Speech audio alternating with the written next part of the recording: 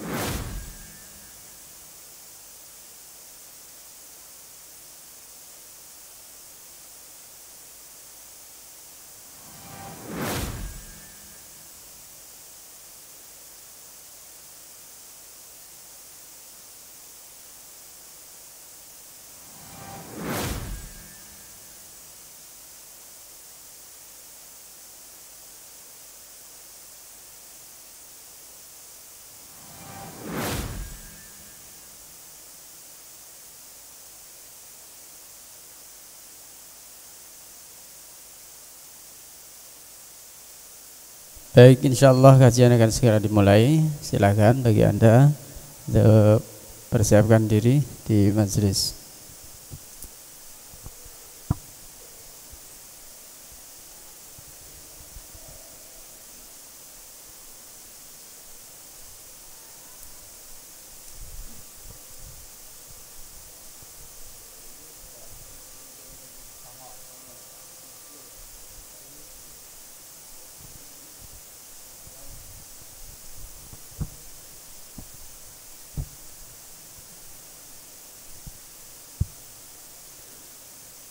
Assalamualaikum warahmatullahi wabarakatuh. Alhamdulillah wassalatu wassalamu ala Rasulillah wa ala alihi wa sahbihi wa rahmatullahi. Syukur hadirat Allah Subhanahu wa taala. Alhamdulillah di pagi hari ini kita bisa hadirin majelis yang mulia. Sebagaimana undangan yang telah sampai pada antum semuanya, pagi hari ini kita akan mengikuti kajian bersama Fadilatul Syekh Khairuddin Mubarak Al-Jazairi hafizallah, murid dari Fadilatul Syekh Muhammad bin Shalih Al-Utsaimin rahimahullah ta'ala, dan insyaallah akan diterjemahkan oleh Ustaz Agung Abdul Azim MPDI hafizahullah. Untuk yang pertama kalinya, nanti sesi yang pertama kita mulai sampai dengan pukul 9.30 sampai dengan pukul 9.30, kemudian dilanjutkan tanya jawab sampai dengan pukul 9:50, kemudian istirahat dan dilanjut kembali pukul 10:15. Sesi yang kedua sampai dengan pukul 11.30, kajian yang akan disampaikan oleh Al-Ustadz Arifyanto Hafizullah dengan tema menyambut Ramadan. Barangkali itu rangkaian acara singkat di pagi hari ini sampai menjelang zuhur nanti.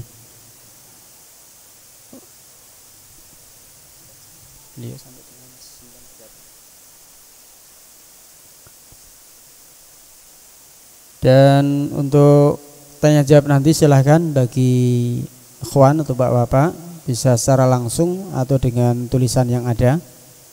Silakan, adapun untuk ummahat nanti dengan tulisan bisa disampaikan kepada panitia.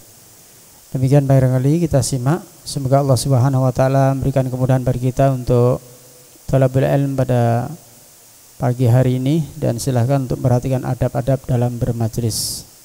Pada beliau falyatafadhal masykurah.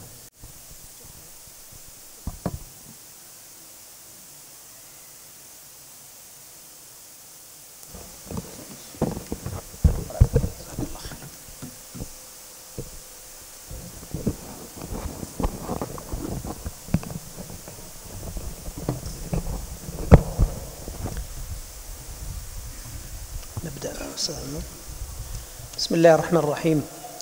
الحمد لله رب العالمين الرحمن الرحيم مالك يوم الدين، وأشهد أن لا إله إلا الله وحده لا شريك له إله الأولين والآخرين، وأشهد أن محمدًا عبده ورسوله بعثه الله تعالى بين يدي الساعة بالهدى ودين الحق ليظهره على الدين كله ولو كره المشركون، صلى الله عليه وعلى آله وصحبه ومن تبعهم بإحسان إلى يوم الدين. أما بعد، أيها الإخوة الكرام وأيتها الأخوات الكريمات، أيها الإخوة الأئمة المساجد وطلبة العلم، السلام عليكم ورحمة الله وبركاته. ثم أعتذر إليكم عن التأخر عن الموعد، ثم وكذلك أود أن أقول لكم جزاكم الله خيرا على حضوركم وعلى تكلفكم المجيء، وأسأل الله جل في علاه أن يكون مجلسنا هذا مجلسا مباركا عامرا بذكر الله، وأن تجدوا فيه النفع والفائدة، وأن نسأل الله جل في علاه أن يجعله مجلسا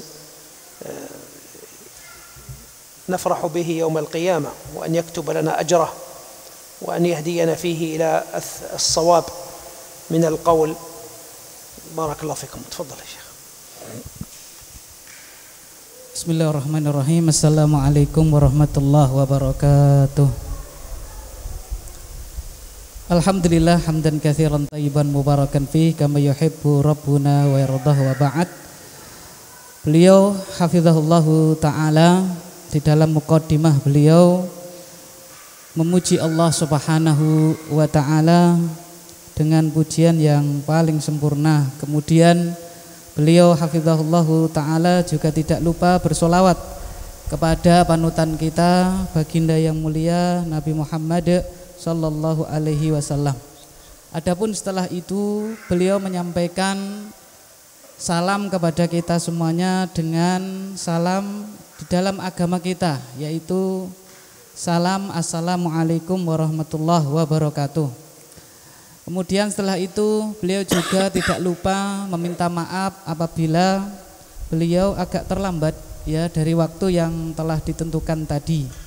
Kemudian beliau juga bersyukur ya kepada para hadirin wal hadirat atas ya juhud, atas kesungguhannya sudah meluangkan waktu ya menempuh perjalanan demi untuk menghadiri majelis ini. Kemudian beliau tutup dengan doa agar supaya Allah Subhanahu wa taala memberikan manfaat di dalam majelis yang akan kita lalui ini, dan agar supaya Allah Subhanahu wa taala menjadikan majelis kita ini majelis yang bermanfaat kelak di hari kiamat.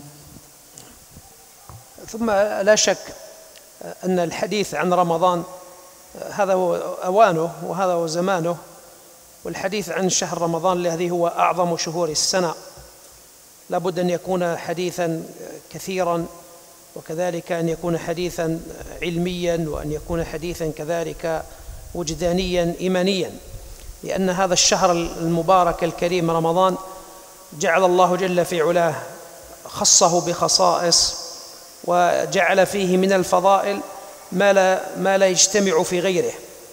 فشهر رمضان أولا هو شهر اختصه الله تعالى بأن جعله أول شهر ينزل فيه القرآن. قال الله تعالى: شهر رمضان الذي أنزل فيه القرآن.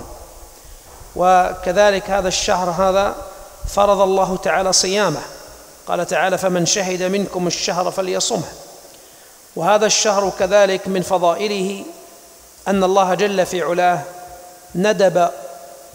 ندبا أكيدا إلى قيام لياليه، فقال عليه الصلاة والسلام: من قام رمضان إيمانا واحتسابا غفر له ما تقدم من ذنبه.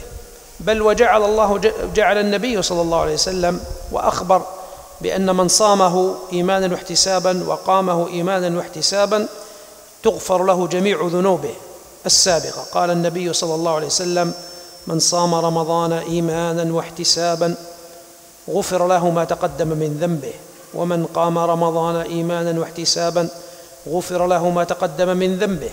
ثم من خصائص هذا الشهر كذلك أن الله جل في علاه يعتق فيه في كل ليلة يعتق فيه ناسا من النار، كما أخبر بذلك النبي عليه الصلاة والسلام وقال: وإن لله في كل ليلة من لياليه عتقاء يعتقهم من النار.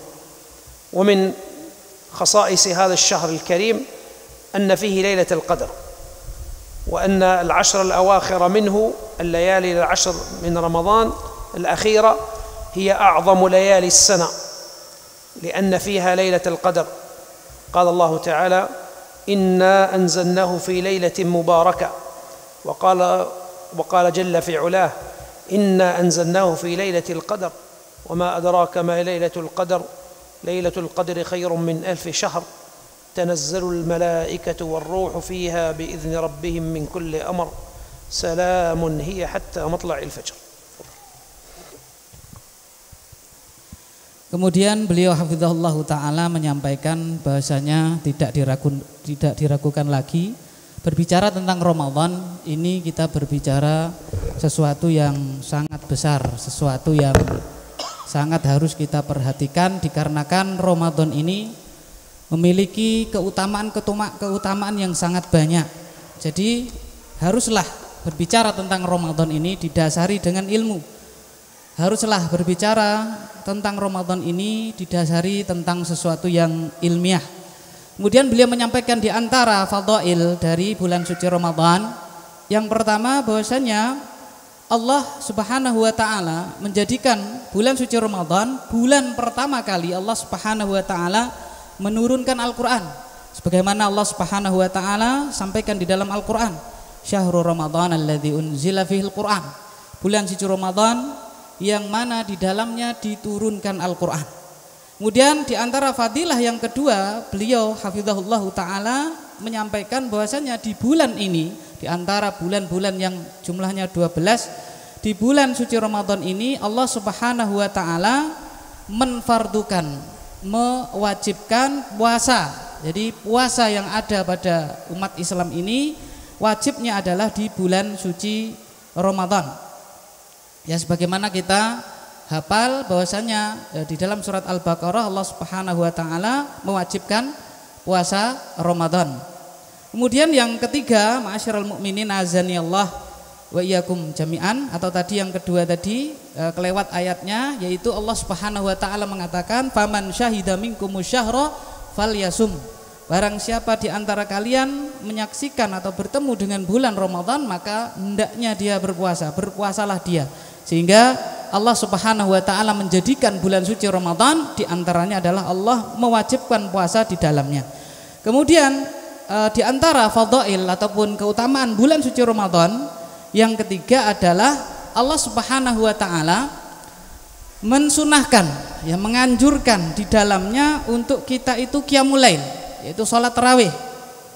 Bahkan Allah Subhanahu wa taala mengiming-imingi, memberikan ganjaran yang sangat-sangat besar yaitu diberikan ampunan ketika seseorang itu menjalankan sholat tarawih ataupun qiyamul lail di bulan suci Ramadan. Man qama ramadhana imanan wahtisaban ghufira lahu ma taqaddama min dzambih.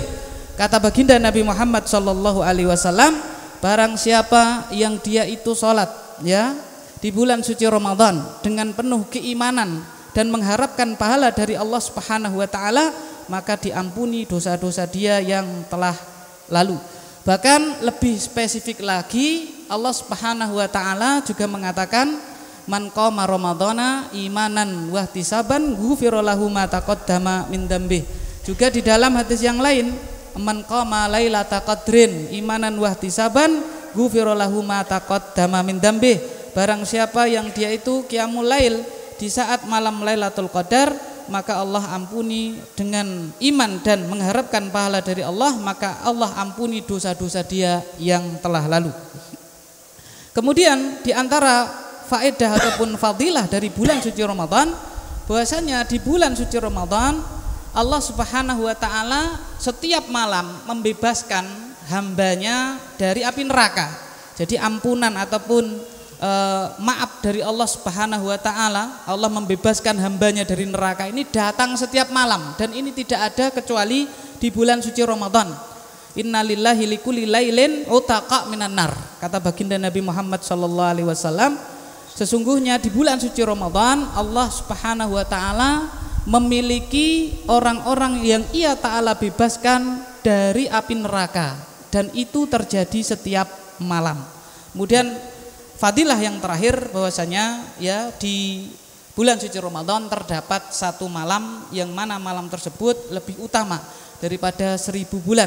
Tidak lain tidak bukan adalah malam Lailatul Qadar, yang mana Allah Subhanahu wa taala berfirman, di antaranya adalah di surat di surat Al-Jaziyah atau di surat Dukhan, inna anzalnahu fi lailatin mubarakatin. Sesungguhnya kami turunkan Al-Quran di malam yang diberkahi, yaitu malam Lailatul Qadar.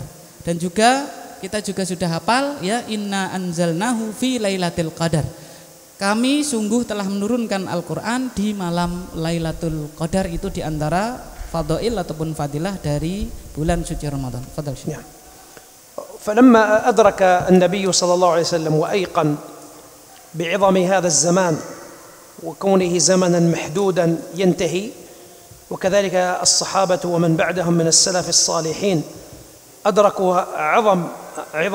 عظمة هذا الزمان وكونه مباركا وكونه زمنا يحبه الله تعالى، ولذلك خصه بهذه الخصائص العظيمة. كان لهم اجتهاد عظيم في العبادة في هذا الشهر. ونحن لما ننظر إلى حال سيد الأولين والآخرين نبينا محمد عليه الصلاة والسلام نجده قد يجتهد في هذا الشهر اجتهادا عظيما. ففي البخاري من حديث ابن عباس رضي الله عنهما قال: كان النبي صلى الله عليه وسلم أجود الناس أي أعظمهم كرما وسخاء وعطاء.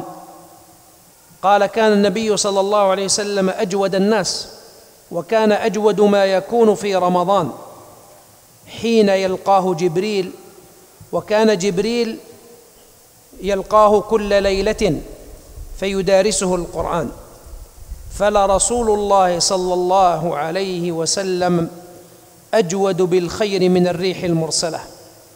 يقول ابن عباس: كان النبي عليه الصلاة والسلام أجود الناس. الجود هو الكرم والسخاء. ولما نتكلم عن الجود فإن النبي عليه الصلاة والسلام كان أجود الناس طول السنة. طول السنة النبي عليه الصلاة والسلام هو أجود الناس وأكرمهم، ولكنه لما يدخل رمضان يزداد، وهذا فيه حكمة. لما كان رمضان زمنا يزداد فيه عطاء الله لعباده، ناسب ذلك أن يزداد المؤمن اجتهادا في طاعة ربه. الثواب عظيم والفضل عظيم، هذا يقتضي منا الشكر والزيادة في الاجتهاد. فلذلك النبي عليه الصلاة والسلام كان إذا دخل رمضان يزداد، يضاعف العمل. ولما نتكلم عن الجود، الجود ليس فقط بالمال، الجود ليس فقط بالمال، وإنما الجود يشمل عدة أشياء. من الجود العطاء بالمال. كان النبي عليه الصلاة والسلام لا يترك شيئا في بيته، إذا كان عنده شيء من المال يتصدق به، وإذا عنده طعام فإنه يقتسمه مع الفقراء والمساكين. هذا الجود بالمال. كان عليه الصلاة والسلام أجود الناس بأخلاقه، ولذلك نحن نقرأ أن النبي عليه الصلاة والسلام كان دائم البشر، الابتسامة لا تفارق وجهه. كان إذا لقيه أحد الصحابة دائم الابتسام، هذا الابتسام بالحال، ويرحب بأصحابه ويكرمهم. كذلك الابتسام بالأخلاق، وقولوا للناس حسنا، فإن النبي عليه الصلاة والسلام كان كذلك أجود الناس بالكلام الطيب، فلا يتكلم إلا بالطيب ولا يقول إلا طيبا عليه الصلاة والسلام. كذلك من الجود الجود بالجاه. الجود بالجاه، كيف الجود بالجاه؟ مثلا أن يكون الإنسان رؤساء البلد ومسؤولوه يحترمونه وله كلمة عنده، فيستعمل هذه المعرفة وهذه الثقة فيشفع للناس، يتوسط لهم في الخير. هذا مثلا فقير يحتاج إلى زكاة، يحتاج إلى صدقة، يحتاج إلى إعانة، فهو يذهب إلى الغني يقول له هذا إنسان فقير لو تعينه. هذا إنسان مريض يحتاج إلى علاج، فكذلك يذهب هذا الإنسان إلى الطبيب أو إلى المسؤول فيقول لو تعينون هذا المريض، هذا يحتاج. هو لا يستطيع أن يبذل، ولكن يكلم ويشفع. من يشفع شفاعة حسنة يكون له نصيب منها. فكان النبي عليه الصلاة والسلام كذلك يفعل، يشفع. ومن صور شفاعته عليه الصلاة والسلام العجيبة التي تدلك على تواضع النبي عليه الصلاة والسلام. نقف، لا بأس نستمر ولا؟ أن مملوكين، امرأة ورجلا، كان مملوكين وكان متزوجين. فالزوجة هذه أصحاب من يملكها اعتقوها في سبيل الله، عتقت فصارت حرة، وبقي زوجها رقيقا مملوكا.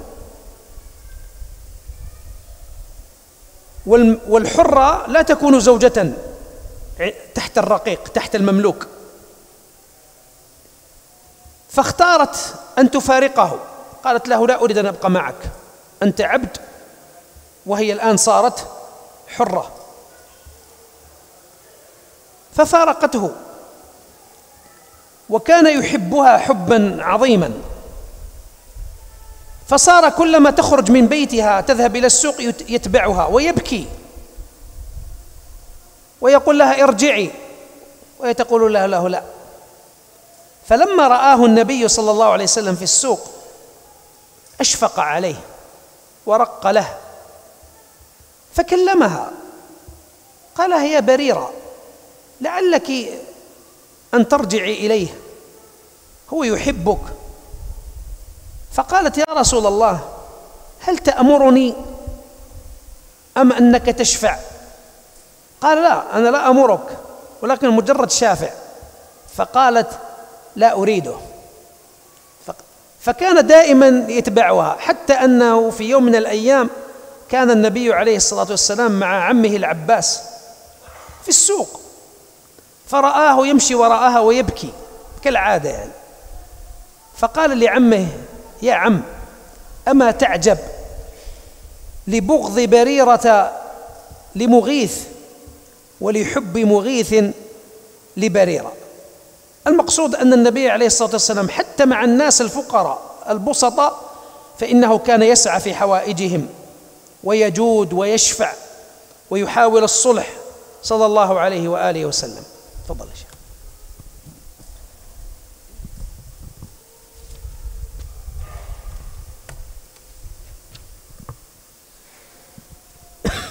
Kemudian beliau melanjutkan, maka barang siapa yang mengetahui keagungan bulan suci Ramadan, keagungan waktu ini, maka dia akan mendapati betapa besarnya fadilah yang terdapat di dalamnya. Yang mana bulan suci Ramadan adalah sebuah waktu yang mana Allah Subhanahu wa taala dan Rasulnya sangat mencintainya. Maka tatkala kita melihat kepada pribadi baginda Nabi Muhammad sallallahu alaihi wasallam, di bulan suci Ramadan beliau akan sangat-sangat bersungguh-sungguh untuk beramal soleh dengan ijtihad dan taman, dengan kesungguhan yang sempurna. Ibnu Abbas radhiyallahu taala anhuma sampai beliau itu mengatakan, kana Nabi sallallahu alaihi wasallam ajwadan nas bil khair. Adalah baginda Nabi Muhammad sallallahu alaihi wasallam orang yang paling antusias di dalam kebaikan. Wa kana ajwad mayakun fi Ramadan. Dan adalah paling antusiasnya baginda Nabi Muhammad sallallahu alaihi wasallam di dalam kebaikan manakala datang bulan suci Ramadan. Wa dzalika hina yalqahu Jibril, yang demikian itu ketika Jibril menemui beliau setiap malam, Jibril mentalkin kepada Rasulullah sallallahu alaihi wasallam Al-Qur'an di setiap malam di bulan suci Ramadan tersebut. Dan adalah kedermawanan baginda Nabi Muhammad sallallahu alaihi wasallam itu seperti angin yang bertiup, sangat-sangat dermawan. Oleh karena itu, ma'asyiral mukminin azanillahu wa iyyakum jami'an, selayaknya bagi kita semuanya bila telah datang bulan suci Ramadan, sama antusias kita di dalam kebaikan, kedermawanan kita harusnya juga bertambah. Mengapa bisa demikian?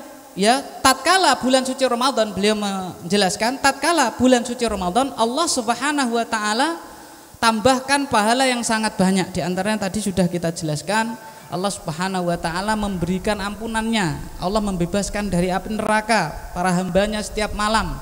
Ditambah lagi ampunan-ampunan dari Allah Subhanahu wa taala karena mengerjakan puasa di bulan suci Ramadan, kemudian qiyamul lail dan juga qiyam di malam Lailatul Qadar.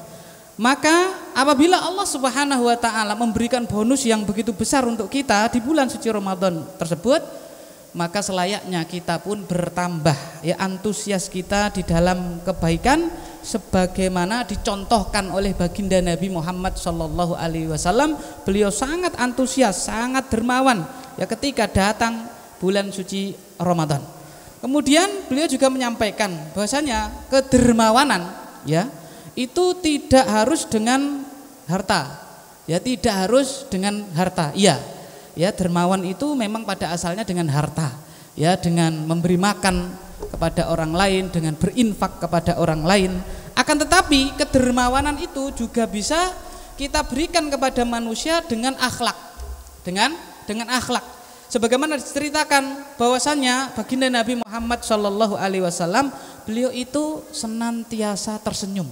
Jadi apa? Kalau ketemu dengan temannya itu, dengan sahabatnya, beliau senantiasa tersenyum dan senantiasa peduli. Jadi kita kalau ketemu dengan teman kita hendaknya kita tersenyum kepada teman kita, jangan merengut terus. Karena itu termasuk kedermawanan kita, yaitu dengan cara memberikan senyuman. Kemudian beliau juga sangat-sangat memuliakan para sahabat beliau. Dan juga di antara bentuk kedermawanan yaitu dermawan dengan kalam, yaitu dengan ucapan. Sehingga beliau sallallahu alaihi wasallam itu tidak mengucapkan sesuatu illa bi khair kecuali dengan kebaikan. Dan di antara bentuk kedermawanan pula itu bisa dilakukan dengan jabatan kedudukan. Dengan jabatan kita, dengan kedudukan kita di tengah-tengah manusia, itu juga bisa kita berikan kepedulian kita untuk orang lain. Contohnya adalah apabila ada seorang kepala pada sebuah institusi atau yang lainnya, kemudian dia bisa memberikan syafaat, dia bisa memberikan apa yang dia bisa berikan dengan jabatannya tersebut kepada orang-orang yang membutuhkan. Contoh lain misalnya para dokter misalnya, dokter juga bisa memberikan syafaatnya, rekomendasinya ini dirujuk ke rumah sakit yang baik, yang peralatannya itu lebih komplit dan seterusnya. Tidak membiarkan ya apa yang menimpa saudaranya itu dia derita sendiri, kita peduli. Dan ini dicontohkan oleh baginda Nabi Muhammad Shallallahu Alaihi Wasallam. Dulu ada seorang wanita dan seorang laki-laki, keduanya ini budak, statusnya budak, ya, yaitu Mughis dan Barirah. Dua-duanya statusnya budak, tapi dimiliki oleh majikan yang berbeda. Kemudian suatu ketika, ya, istri dari Mughis ini yaitu Barirah tadi itu dibebaskan oleh majikannya. Jadi karena ini yang memiliki majikannya berbeda, yang istrinya tadi yaitu si Barirah dibebaskan oleh majikannya, sehingga yang wanita statusnya sekarang itu adalah merdeka, sedangkan suaminya masih statusnya budak.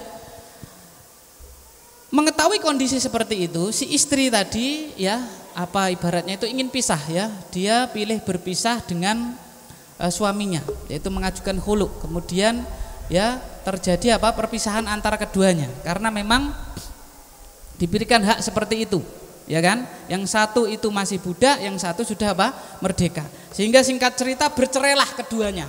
Akan tetapi si suami ini begitu sangat mencintai istrinya tadi, ya, si Mughis ini sangat-sangat mencintai si Barirah tadi, sehingga dia itu menangis, sampai di pasar pun dia menangis. Hal itu dilihat oleh baginda Nabi Muhammad Shallallahu Alaihi Wasallam. Kita lihat baginda Nabi Muhammad Shallallahu Alaihi Wasallam memberikan syafaatnya, ya, beliau merasa kasihan, ya, kepada si laki-laki tersebut. Maka beliau temui, ya, si mantan istri dari Mughis ini, yaitu si Barirah tadi, ditemui lalu meminta, ya, seandainya engkau tidak menceraikan suamimu, seandainya engkau itu tidak berpisah dengan suamimu, seandainya engkau balikan lagi dengan suamimu. Maka si wanita tadi bertanya kepada Rasulullah Shallallahu Alaihi Wasallam, ya Rasulullah, wahai Rasulullah, apakah ini perintah atau hanya anjuran Anda? Maka beliau Shallallahu Alaihi Wasallam menjawab, innama ana atasyafa, aku hanya memberikan syafaat, aku mencoba memberikan rekomendasi yang terbaik untukmu dan untuk mantan suamimu. Maka singkat cerita, si wanita tadi, ya, si Barirah tadi tetap memilih berpisah, ya, dengan suaminya tersebut, yaitu si Mughis. Lihat di sini bahwasanya Rasulullah Shallallahu Alaihi Wasallam beliau menggunakan kedudukan beliau untuk mencoba memberikan, ya, syafaat, memberikan rekomendasi kepada sahabat yang mengalami kesusahan. Min suwari judihi sallallahu alaihi wasallam أنه كان لا يبخل بالعلم ويدعو الناس للخير، حتى أنه لشدة حرصه على هداية الناس عاتبه ربه فقال تعالى فلعلك باخع نفسك ألا يكونوا مؤمنين، أي لعلك مهلك نفسك من شدة حرصك على هداية الناس.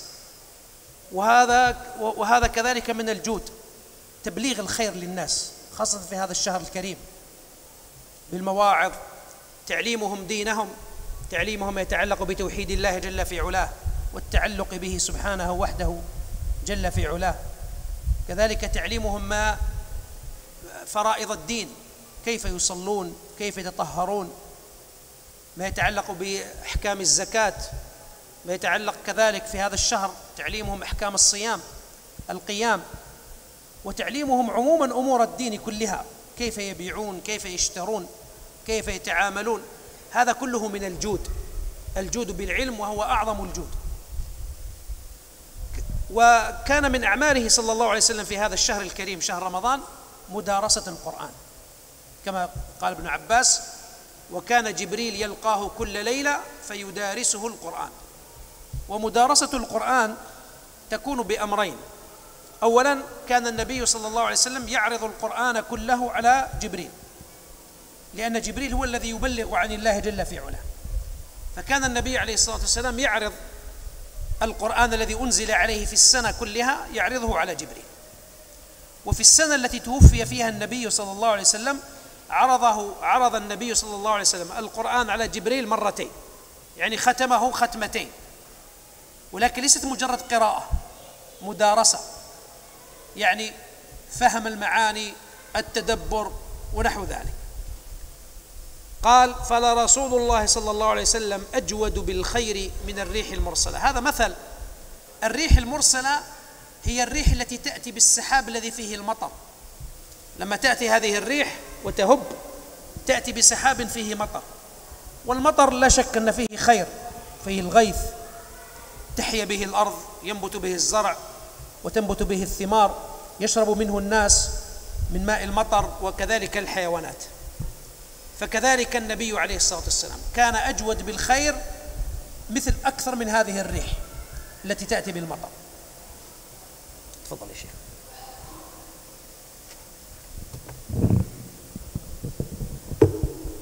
Kemudian beliau hafizahullah ta'ala melanjutkan, dan di antara kedermawan beliau di bulan suci Ramadan, beliau itu mengajari manusia kebaikan. Ya, beliau mengajarkan kepada manusia kebaikan. Sampai-sampai saking intensnya beliau, saking beliau itu sangat-sangat antusias di dalam mengajari manusia di dalam kebaikan, Allah Subhanahu wa taala mengatakan fala'allaka bakhi'un nafsaka. Ya, semuk atau jangan sampai dirimu itu halikan, yaitu binasa ketika engkau mencurahkan kesungguhanmu untuk mengajari manusia, ya. Kemudian beliau juga mengajari manusia segala macam kebaikan. Di antaranya beliau sallallahu alaihi wasallam mengajarkan kepada para sahabatnya bagaimana beriman kepada Allah. Kemudian beliau juga mengajarkan kepada manusia, kepada para sahabatnya tentang hal-hal yang difardukan di dalam agama. Beliau mengajari mereka hukum-hukum zakat, hukum-hukum puasa, hukum-hukum lainnya, ya, di antaranya adalah bagaimana cara jual beli, bagaimana ya cara membeli barang, ya, dan kedermawanan dengan ilmu, kata beliau hafizahullah taala, adalah kedermawanan yang paling besar. Ya, jadi kedermawanan yang paling agung, yang paling besar adalah kedermawanan dengan ilmu. Karena kalau seseorang itu dermawan dengan ilmunya, kita tahu bahwasanya pahalanya tidak akan terputus sekalipun dia itu sudah meninggal dunia. Dan di antara ya kebaikan yang beliau lakukan di bulan suci Ramadan adalah beliau itu lebih intens di dalam membaca Al-Quran. Dan kita sudah baca hadisnya tadi di awal, yaitu dari Ibnu Abbas radhiyallahu taala anhuma, bahwasanya baginda Nabi Muhammad sallallahu alaihi wasallam kalau datang bulan suci Ramadan itu ditemui malaikat Jibril, ya, ya'ridu Al-Qur'an. Beliau sallallahu alaihi wasallam setoran Al-Qur'an kepada malaikat Jibril, dan itu terjadi setiap malam.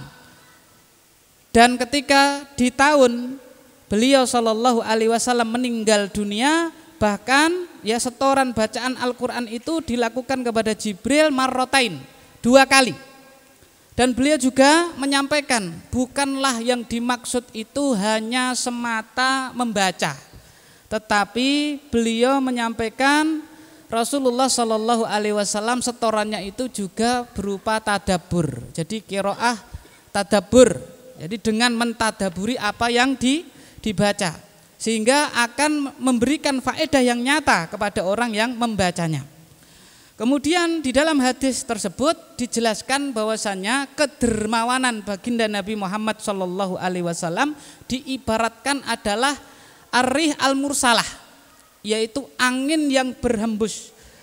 Beliau menafsirkan bahwasannya ya yang dimaksud dengan ar-rih al-mursalah itu adalah as-sahab fihi al-mator, yaitu awan yang mana di dalam awan tersebut mengandung air hujan. Dan kita sudah tahu semuanya, apabila ya hujan itu turun ke bumi, maka hujan tersebut akan membawa faedah yang banyak, membawa kemanfaatan yang sangat banyak, baik itu kemanfaatan untuk manusia ataupun untuk hewan dan semua makhluk yang ada. Sehingga itulah ya suri tauladan kedermawanan baginda Nabi Muhammad Sallallahu Alaihi Wasallam di bulan suci Ramadan bermanfaat untuk semua orang, tidak beliau Sallallahu Alaihi Wasallam pilih-pilih. Silakan, tafadhol Syekh.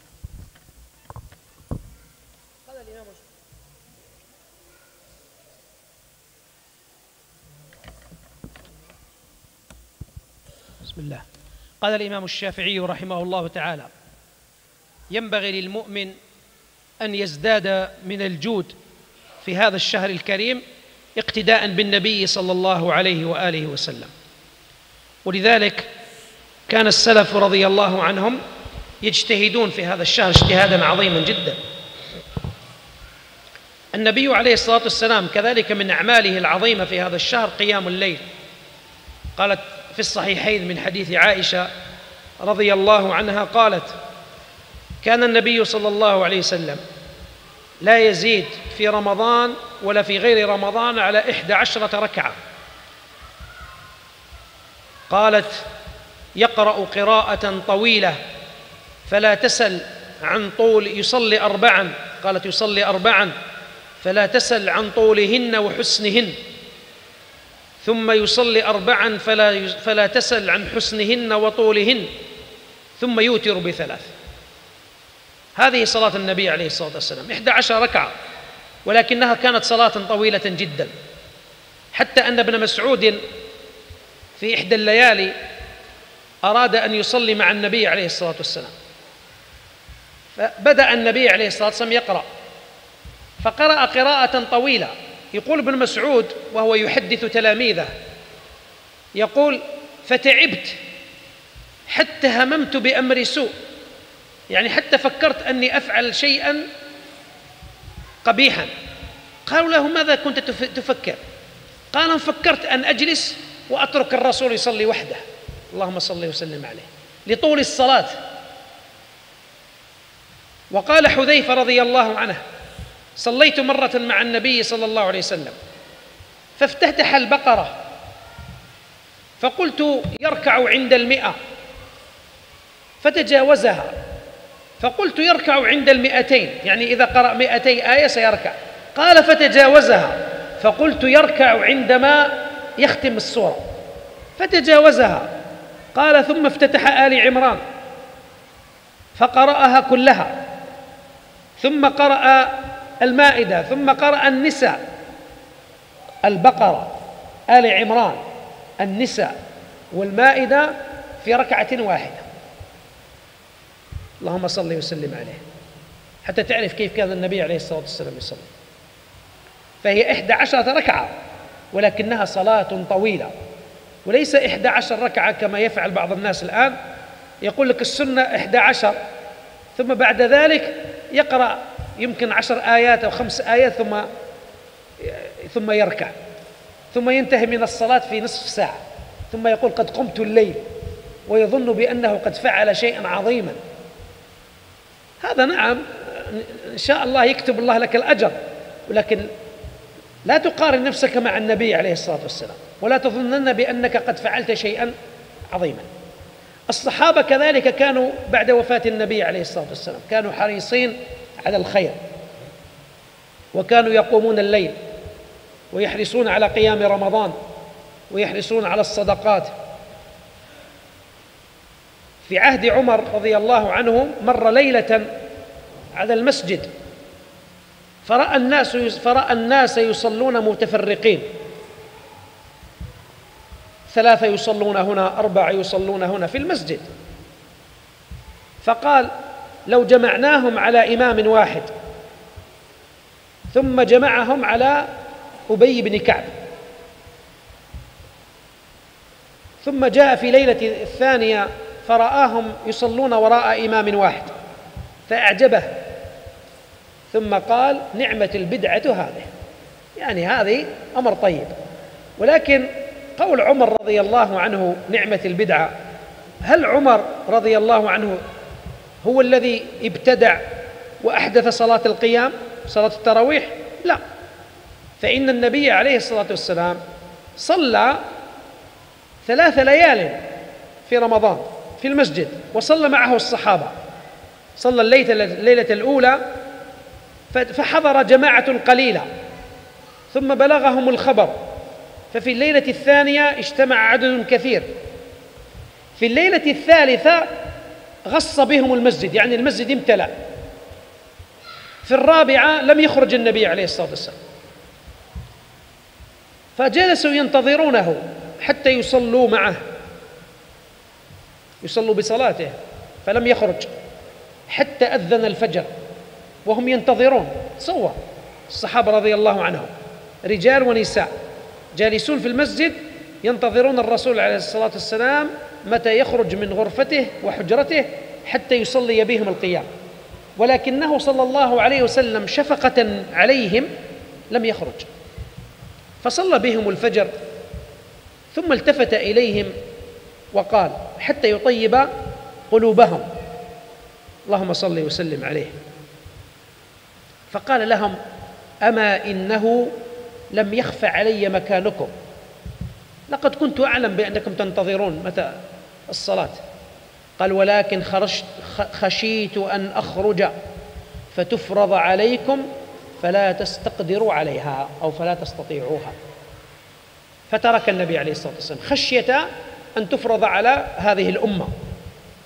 ولكن بعد ذلك لما مات النبي عليه الصلاة والسلام زالت هذه العلة، الخشية من أن تفرض الصلاة انتهت. لما مات النبي عليه الصلاة والسلام كمل الدين، انتهى، فلا يمكن أن يأتي تشريع بعد وفاة النبي عليه الصلاة والسلام. عمر رضي الله عنه أدرك هذا، فهم هذا. أبو بكر رضي الله عنه في خلافته لم يعش طويلا، أبو بكر خلافته 2 سنين فقط، وكان مشغولا بحروب الردة.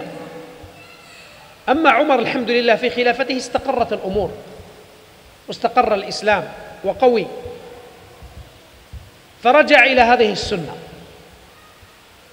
وعلى عادته رضي الله عنه وهو الخليفة يتفقد أمور الأمة، فلما رآهم متفرقين وهو يعلم بأن الله جل في علاه لا يحب التفرق، أحيا هذه السنة، أحيا سنة القيام، ووافقه عليها الصحابة الكرام رضي الله عنهم، وبقيت سنة في مساجد المسلمين إلى يوم الناس هذا، وإلى أن يرث الله الأرض ومن عليها. المقصود أن الصحابة رضي الله عنهم كانوا يحرصون على قيام الليل في رمضان وعلى الصلاة التراويح، بل عمر رضي الله عنه في أول الأمر جعل للنساء إماما خاصا، يعني الرجال يصلي بهم أبي بن كعب ويعينه تميم الداري صحابي آخر، أما النساء فجعل لهم رجلا آخر اسمه سليمان ابن أبي حثمة يصلي بالنساء. قال العلماء: فلما كانت خلافة عثمان ذي النورين رضي الله عنه جمع النساء والرجال على إمام واحد في المسجد، لما وسع المسجد رضي الله عنه جمع النساء والرجال في المسجد على إمام واحد. تفضل.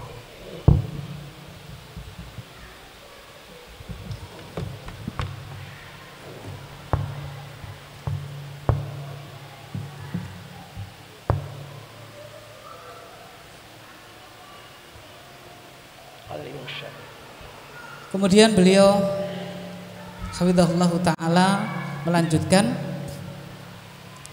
berkata Imam Syafi'i rahimahullahu ta'ala, selayaknya bagi seorang mukmin untuk bertambah ya kedermawanannya ataupun intensitasnya di dalam mencontoh baginda Nabi Muhammad sallallahu alaihi wasallam ketika datang bulan suci Ramadan. Nabi sallallahu alaihi wasallam di antara amalan-amalan beliau yang beliau kerjakan di bulan suci Ramadan adalah mengerjakan sholat malam, ya. Dan beliau sallallahu alaihi wasallam tidak menambahkan di dalam bulan suci Ramadan, ya, dan juga di luar bulan suci Ramadan sholat malamnya lebih dari 11 rakaat. Ini diriwayatkan oleh Aisyah radhiyallahu taala anha. Kata Aisyah radhiyallahu taala anha, karena Nabi sallallahu alaihi wasallam la yazidu fi Ramadan wala fi ghairihi ala 11 rak'atan yusalli arba'an la tas'al an husnihinna wa tulihinna thumma yusalli arba'an la tas'al an husnihinna wa tulihinna thumma akhtama bi thalathin. Aisyah radhiyallahu taala anha beliau mengatakan adalah baginda Nabi Muhammad sallallahu alaihi wasallam tidak menambah di Ramadan ataupun di luar Ramadan sholat malam beliau lebih dari 11 rakaat. Beliau sholat 4 rakaat. Jangan engkau tanyakan tentang bagusnya sholatnya beliau dan panjangnya sholat beliau. Kemudian beliau sambung lagi dengan 4 rakaat. Jangan engkau tanyakan tentang bagusnya sholat beliau dan panjangnya sholat beliau. Kemudian beliau tutup sholat malam tersebut dengan 3 rakaat. Bahkan beliau hafizahullah ta'ala membawakan riwayat bahwasannya Abdullah bin Mas'ud radhiyallahu ta'ala anhu suatu ketika pernah mengikuti atau ikut atau nderek sholat malamnya baginda Nabi Muhammad sallallahu alaihi wasallam. Saking panjangnya sholat beliau sallallahu alaihi wasallam sampai aroda bisu, beliau itu Abdullah bin Mas'ud hendak mengerjakan sesuatu yang kurang baik. Kemudian beliau ditanya, apa yang hendak kau kerjakan ketika itu? Kok kamu ingin perkara yang tidak baik? Yaitu beliau ingin meninggalkan baginda Nabi Muhammad SAW sholat berdiri, beliau duduk. Jadi tidak terus mokal ataupun keluar dari qiyamul lail beliau, tidak. Tapi beliau ingin atau ada terbetik di hati beliau itu baginda Nabi berdiri, beliau sholatnya dengan duduk, karena kita tahu kalau sholat sunnah itu kan boleh dilakukan dengan duduk. Juga riwayat yang lain yaitu Hudzaifah bin Yaman, beliau juga pernah mengikuti qiyamul lail, sholat malamnya baginda Nabi Muhammad sallallahu alaihi wasallam. Rasulullah sallallahu alaihi wasallam membuka sholatnya setelah surat Al-Fatihah, beliau baca surat Al-Baqarah. Jadi levelnya baginda Nabi itu qiyamul lail bacanya surat Al-Baqarah. Kemudian di hati Hudzaifah bin Yaman ini bergumam, ini paling-paling baginda Nabi Muhammad SAW nanti kalau 100 ayat berhenti. Ternyata setelah dapat 100 ayat beliau teruskan lagi. Lalu Hudzaifah bergumam lagi, ini paling-paling nanti kalau sudah 200-an ayat berhenti. Ternyata beliau lanjutkan sampai selesai surat Al-Baqarah. Hudzaifah bergumam lagi di hati, ini paling-paling habis surat Al-Baqarah beliau ruku. Ternyata beliau tambah lagi, beliau tambahkan surat An-Nisa, beliau tambahkan lagi surat Ali Imran, beliau tambahkan lagi surat Al-Maidah. Bayangkan kaum muslimin rahimani Allah wa iyyakum jami'an. Inilah salat baginda Nabi Muhammad sallallahu alaihi wasallam. Betapa panjangnya salat yang beliau sallallahu alaihi wasallam kerjakan. Dan apalah kita dapati orang-orang mengatakan ketika sudah menyelesaikan sholat tarawih, qiyamul lail mereka mengatakan padahal mereka hanya mengerjakannya hanya rubu'u sa'ah saja, hanya kurang lebihnya 1/4 jam. Orang-orang tersebut mereka mengatakan laqad qumtu al-laila, aku sudah sholat malam, kali ini aku sudah mengerjakan qiyamul lail. Apalah itu dibandingkan dengan apa yang dikerjakan oleh baginda Nabi Muhammad sallallahu alaihi wasallam. Dan juga para sahabat radhiyallahu taala anhum, mereka sangat-sangat antusias di dalam kebaikan di bulan suci Ramadan. Mereka antusias di dalam mengerjakan puasa, mereka antusias di dalam bersedekah, mereka antusias termasuk pula mengerjakan qiyamul lail. Dikisahkan bahwasanya sahabat yang mulia, khalifah nomor 2 yaitu Umar bin Khattab radhiyallahu taala anhu.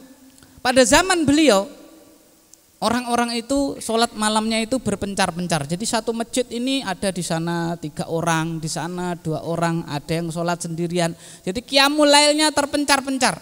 Maka melihat itu Khalifah Umar bin Khattab radhiyallahu taala anhu punya keinginan, seandainya ini aku kumpulkan di satu imam. Beliau bertekad untuk mengumpulkan orang-orang ini yang mutafarrikin, yang berpencar-pencar ini di satu imam. Maka beliau tunjuk yaitu Ubay bin Ka'ab untuk menjadi imam. Beliau tunjuk Ubay bin Ka'ab untuk menjadi imam.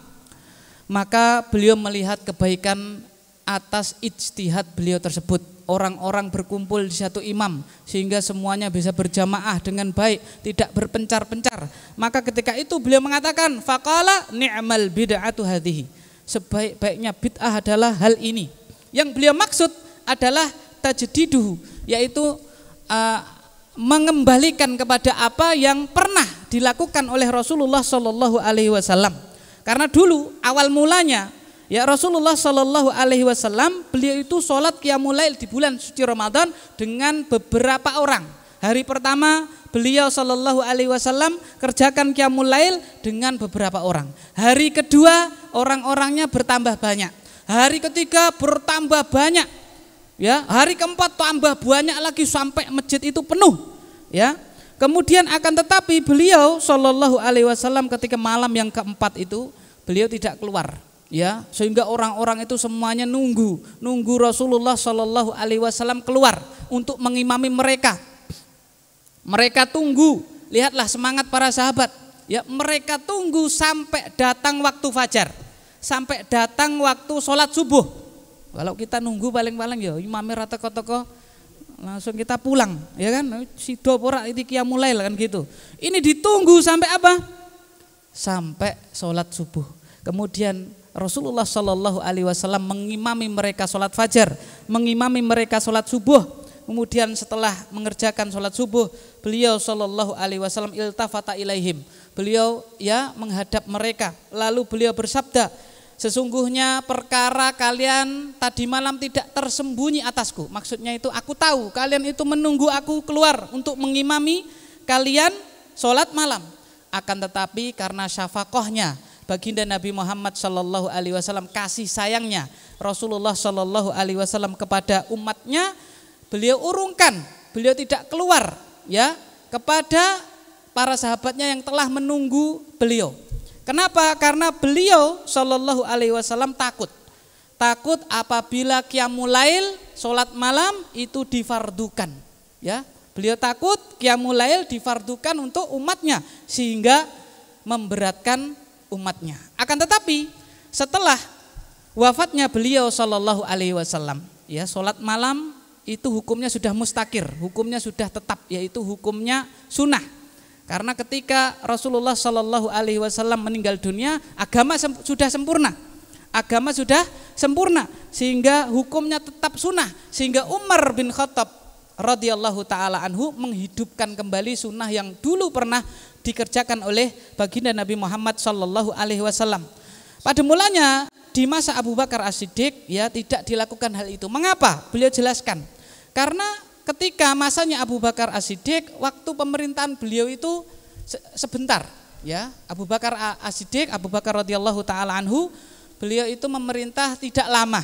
Ditambah lagi ya, perkara-perkara yang ada itu sangat-sangat menyibukkan beliau. Di antaranya ada orang-orang yang murtad, ada orang-orang yang tidak mau bayar zakat dan seterusnya. Sehingga perkara-perkara tersebut mengalihkan beliau kerjakan skala prioritas mana yang lebih utama, sehingga beliau tidak mengumpulkan manusia di satu imam. Barulah kemudian di masa Umar bin Khattab radhiyallahu taala anhu, beliau mengumpulkan manusia di satu imam. Bahkan beliau hafizahullahu taala menerangkan tadi, mengatakan pada awal mulanya ya Umar bin Khattab itu mengumpulkan manusia terbagi dua. Jadi yang laki-laki sendiri, imamnya sendiri, yaitu Ubay bin Ka'ab, ya. Kemudian wanita sendiri, ya namanya imamnya adalah Sulaiman ibn Abi Hathmah. Jadi beliau bagi dua, jamaah laki-laki sendiri, imamnya Ubay bin Ka'ab, kemudian jamaah wanita sendiri, nama beliau sahabat yang mengimami para wanita adalah Sulaiman ibn Abi Hathmah. Kemudian barulah ketika masa khalifahnya Utsman bin Affan radhiyallahu taala anhu, masjid sudah diperluas sehingga cukup ya, sudah mencukupi untuk semua jamaah ya, ditunjuklah satu imam untuk mengimami semuanya, baik itu jamaah laki-laki ataupun jamaah wanita. Rubama khutmah Syekh. Khutmah rubama. Pakai rubu بس نعم. كذلك من الأعمال الخير التي كان يحرص عليها السلف اقتداء بالنبي عليه الصلاة والسلام قراءة القرآن. ولذلك كان الأئمة مثلا كمالك رحمه الله، فإنه كان إذا دخل رمضان لا يحدث بالحديث ولا يقرأ في كتب الفقه، ويقول إنما هو القرآن والقيام. وسئلت أخته قالت ماذا يفعل الإمام مالك في البيت؟ قيل لها ماذا يفعل الإمام مالك في البيت؟ قالت إنما هو القرآن والتلاوة. وكان الشافعي الإمام رحمه الله تعالى يختم في رمضان كل يوم ختمتين، كل يوم يختم ختمتين. وقد كان قبلهما عثمان رضي الله عنه الخليفة ذو النورين يختم كذلك القرآن كل ليلة. وهكذا كان السلف. كان الإمام البخاري رحمه الله تعالى يختم كل يومين، يصلي بأصحابه بتلاميذه. الإمام البخاري صاحب الصحيح يختم كل يومين، وهكذا كان الأئمة. حرص رمضان شهر القرآن، تلاوة، قراءة القرآن في الصلاة وخارج الصلاة. يكون الإنسان عنده ورد يقرأه خارج الصلاة، وعنده ورد يقرأه كل يوم في الصلاة. وكذلك في أبواب الخير الأخرى، كمثلا الإطعام الطعام. النبي عليه الصلاة والسلام كان كل يوم إذا كان عنده شيء من الطعام يأخذ بعض الصحابة فيفطرهم. وكان الصحابة كل واحد منهم قبل المغرب يذهب إلى الصفة. تعرفون الصفة، هذا مكان خاص في مسجد النبي عليه الصلاة والسلام يجلس فيه وينام فيه فقراء الصحابة، فقراء المسلمون. فكان بعض الصحابة الذين عندهم شيء من المال كل واحد يأخذ واحدا من هؤلاء الفقراء فيفطره. وكان ابن عمر رضي الله عنه لا يقبل أن يفطر في رمضان إلا ويكون معه أحد المساكين. وكان إذا لم يجد ثم بدأ يأكل الطعام، فإذا طرق عليه الباب مسكين يعطيه طعامه، لأن النبي عليه الصلاة والسلام كان يقول عليه الصلاة والسلام: من فطر صائما كان له مثل أجره لا ينقص من أجره شيء. كذلك كان السلف بعدهم. كان حماد بن أبي سليمان حماد بن أبي سليمان شيخ الإمام أبي حنيفة في العراق. هذا كان يفطر كل يوم 50 مسكينا، فإذا كانت ليلة العيد كساهم، اشترى لهم ثياب العيد. وهكذا كان السلف رضي الله عنهم، حرص على القرآن، على قيام الليل، على الصدقات والبر. ويعني من الغرائب أنك تقرأ أحيانا أنهم كانوا يصلون صلاة طويلة ومع ذلك لا يشتكي الناس، لا يذهب الناس إلى الإمام ويقولون له إنك تطيل الصلاة، بل بالعكس. في الموطأ أن الصحابة لما كانوا يصلوا بهم عمر كانوا يقرؤون في 8 ركعات، يقرأ الإمام سورة البقرة كلها في 8 ركعات، يقرأ البقرة كلها في 8 ركعات، يعني في ليلة يختم البقرة. يقول هذا التابعي أظن ابن رومان، نسيت الآن اسمه، يقول كانوا يرون لو قرأ البقرة في 12 ركعة يرونه قد خفف، يعني يلومونه يقولونه اليوم خففت، قرأت البقرة في 12 ركعة، نحن نقرأ البقرة في 8 ركعات، لماذا تزيد؟ حتى تعرفوا كيف كانوا حريصين رضي الله عنهم على العبادة. لأنك ما دمت في عبادة فإنك في خير، أنت في خلوة مع الله جل في علاه، أنت في أنس مع الله، أنت مع الذي لا يستوحش معه المستوحش. وأعظم ما يأنس به العبد المؤمن هو أن يخلو بالله جل في علاه فيقرأ كلامه. ثم الإنسان لما يستحضر أنك تقرأ كلام الله، صفة الله، فلما تستحضر هذا فإنك تجد فيه حلاوة وتجد فيه عذوبة، وتتمنى أن الإمام لا يتوقف. هكذا المؤمن. ولذلك أوصي نفسي وإخواني بأن نحرص في هذا الشهر الكريم على أن نعمر أوقاتنا بقراءة القرآن والتلاوة، وأن نكثر من الصدقات وإطعام الطعام ولو بالقليل. كان بعض السلف يتصدق بكل يوم بكعك، قطعة من البسكوت كل يوم، فإذا لم يجد هذا يأخذ حبة بصل ثم يتصدق بها، لأن الله جل في علاه لا ينظر إلى مقدار ما تتصدق به، ولكن ينظر إلى القلب، كما قال تعالى في الذبائح: لن ينال الله لحومها ولا دماؤها ولكن يناله التقوى منكم. إن الله كما في الحديث عن النبي عليه الصلاة والسلام: إن الله لا ينظر إلى صوركم ولا إلى أجسامكم ولكن ينظر إلى قلوبكم وأعمالكم، فلا تحقر شيئا من الأعمال ولو شيء قليلا، المهم المداومة والاستمرار ولو بالشيء القليل.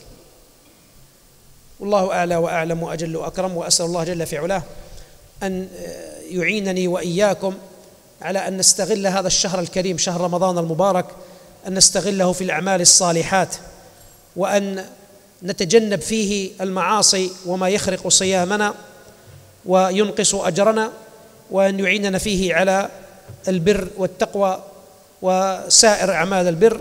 والله أعلى وأعلم وأجل وأكرم. ونسأله جل في علاه في هذا المجلس المبارك، نسأله جل في علاه أن يحفظ المسلمين في كل مكان، وأن يجعل هذا البلد آمنا سخاء رخاء وسائر بلاد المسلمين، وأن يولي على هذا البلاد، أن يولي عليه الأخيار الذين ينصحون للشعب ويرفعون هذا البلد ويجعلونه شامخا عامرا بالإيمان والتقوى، وأن يجعله قويا يتقوى به المسلمون في كل مكان. ونسأله جل في علاه أن يحفظ أهل هذه البلاد، وأن يجعلهم من أهل الصدق والإيمان، وأن ينصر بهم دينه ويعلي بهم كلمته، وأن يجعلهم ردءا للمسلمين في كل مكان. ونسأله جل في علاه أن ينصر إخواننا المستضعفين في كل مكان. اللهم انصر إخواننا في فلسطين، اللهم كن لهم وليا ونصيرا، اللهم كن لهم وليا ونصيرا. اللهم عليك باليهود الحاقدين الغاصبين، وعليك بأوليائهم من النصارى المجرمين، وأذنابهم من المنافقين. وصلى الله وسلم وبارك على سيدنا ونبينا محمد وعلى آله وصحبه وبارك الله فيكم. Kemudian beliau melanjutkan, ya demikian pula kita harus memperhatikan di bulan suci Ramadan, yaitu qiraatil Quran, ya, membaca Al-Quran. Para salaf, mereka ketika datang bulan suci Ramadan sangat perhatian dengan membaca Al-Quran. Di antaranya adalah Al-Imam Malik. Ketika datang bulan suci Ramadan, ya tarokal hadis, beliau itu meninggalkan dari menyampaikan hadis. Beliau berpaling kepada membaca Al-Quran. Jadi kita tahu Imam Malik, beliau tidak pernah menutup majelis beliau, senantiasa ngajar, tidak ada libur. Tetapi kalau sudah datang bulan suci Ramadan, beliau tinggalkan dari mengajarkan hadis, beliau beralih untuk membaca Al-Quran. Kemudian ditanya, mengapa Anda lakukan itu? Maka beliau menjawab bahwasanya bulan suci Ramadan itu adalah bulan membaca Al-Quran. Kemudian beliau juga membawakan, ya, bahwasanya Imam Syafi'i, beliau itu setiap Ramadan itu mengkhatamkan Al-Quran sehari sekali. Ya, kalau kita 30 hari urung karuan, ini Imam Syafi'i ini satu hari ya khatam. Kemudian sebelum itu sahabat yang mulia Utsman bin Affan radhiyallahu taala anhu, beliau juga sama, setiap hari mengkhatamkan sekali di bulan suci Ramadan. Yang lainnya Imam Bukhari rahimahullahu taala, yaitu pemilik Sahih Bukhari, yang mengarang Sahih Bukhari. Beliau setiap 2 hari itu mengkhatamkan bacaan Al-Quran di bulan suci Ramadan. Maka Ramadan ini adalah bulan Al-Quran. Oleh karena itu kita hendaknya perhatian kepada membaca Al-Quran, baik di dalam sholat ataupun di luar sholat. Kita tingkatkan intensitas kita di dalam membaca Al-Quran. Demikian pula ya di bulan suci Ramadan banyak sekali pintu-pintu kebaikan. Di antaranya adalah memberi makan. Adalah para sahabat radhiyallahu taala anhu, dulu mereka itu ya gemar sekali memberikan makan, memberikan buka kepada orang-orang yang membutuhkan. Bahkan diceritakan sebelum maghrib para sahabat itu pergi ke belakang masjid ya untuk menemui para ashabus sufah. Ya, di antara para sahabat itu ada namanya ashabus sufah, yaitu orang-orang yang ya mohon maaf ya mereka itu serba kekurangan sehingga tinggalnya di masjid di belakang karena untuk yang bagian depan untuk sholat dan seterusnya. Maka para sahabat yang memiliki kelebihan rezeki tersebut menemui mereka, sehingga satu orang itu menggait atau mengambil satu orang miskin untuk diberikan buka puasa. Ya, seperti itu. Bahkan Ibnu Umar radhiyallahu taala anhu, beliau tidak menganggap Ramadannya itu diterima kecuali beliau berhasil ya memberi makan satu orang miskin. Jadi karena mengingat fadilah yang begitu besar dari memberikan makan, yaitu buka kepada orang yang berpuasa. Man fattara shaiman, barang siapa yang memberikan buka puasa kepada orang yang barang siapa memberikan buka puasa kepada orang yang berpuasa, maka dia mendapatkan pahala seperti orang yang berpuasa tersebut tanpa mengurangi pahala mereka sedikit pun. Dan juga diceritakan ya, Hamad Ibn Abi Sulaiman rahimahullahu ta'ala, setiap hari beliau itu di bulan suci Ramadan itu memberikan buka 50 orang. Jadi tidak takut hartanya habis. Pokoknya saben-saben buka dikasih berapa? 50 orang makanan untuk berbuka. Bahkan ketika datang malam Id, ya beliau lebih ekstrim lagi di dalam sedekah. Beliau bagikan harta yang sangat banyak, berikan fitrah. Ya, tidak hanya kepada keluarganya, pada orang-orang yang ada. Oleh karena itu, ma'asyiral mukminin azanillahu wa iyyakum jami'an, ya mereka dulu para salafus saleh ketika bulan suci Ramadan mereka sholat dengan sholat yang sangat panjang, sholat yang sangat panjang.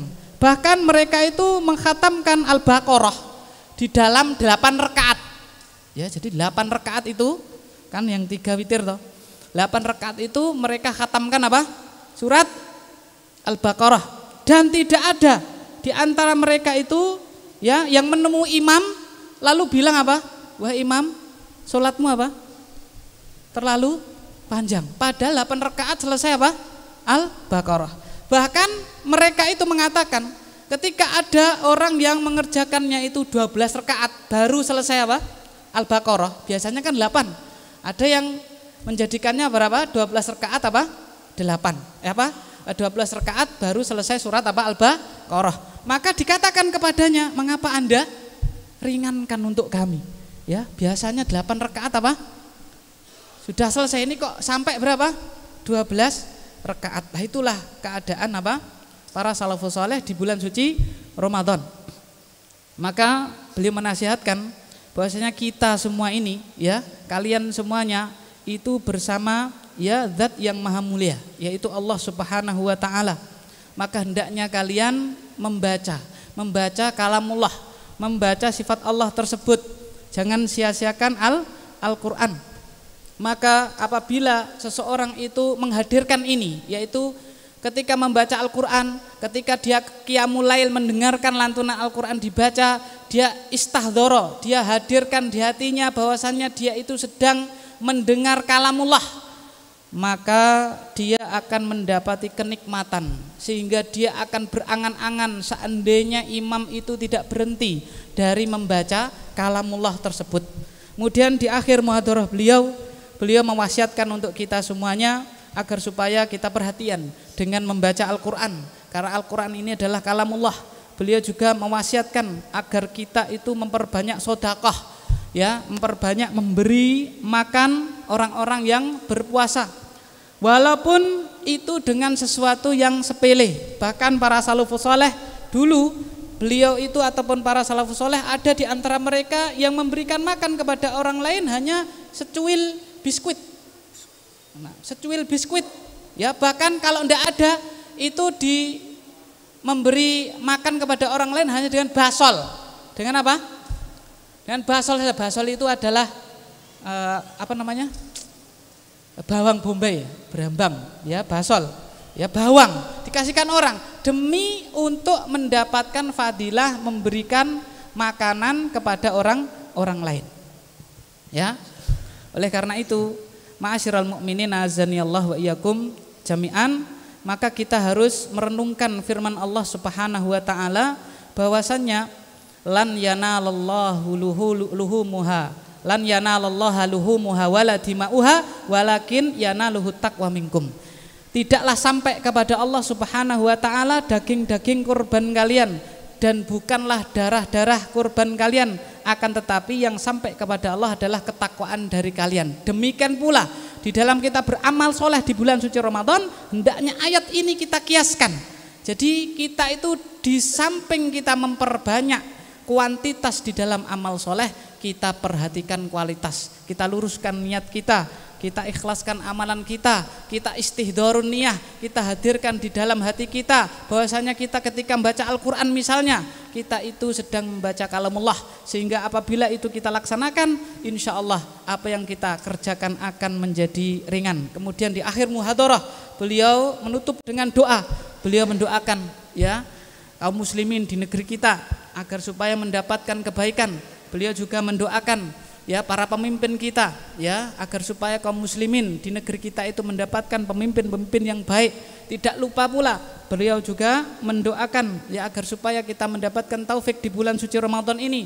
Beliau juga mendoakan saudara-saudara kita di Palestina agar supaya ya ujian yang Allah Subhanahu wa taala ujikan kepada mereka segera Allah angkat, dan beliau juga mendoakan ya berdoa kepada Allah agar supaya musuh-musuh Islam ya segera ya Allah Subhanahu wa taala binasakan. Wallahu a'lam bishawab. Mungkin itu yang bisa kami sampaikan, kurang lebihnya kami mohon maaf apabila di dalam menerjemahkan banyak sekali kekurangan. Mungkin kita tutup ataupun kita akhiri sesi muhadharah pada kesempatan kali ini. Bila ada pertanyaan atau yang lainnya mungkin bisa disampaikan kepada beliau, waktu kami kembalikan kepada pembawa acara. Baik, demikian hadirin rahimani rahimakumullah, banyak istifadah yang telah kita dapatkan dari apa yang telah beliau sampaikan. Selanjutnya sesi tanya jawab, silakan yang ingin bertanya secara langsung terlebih dahulu. Yang beri kawal. Jazakallah khair. Syukran, barakallahu fiik.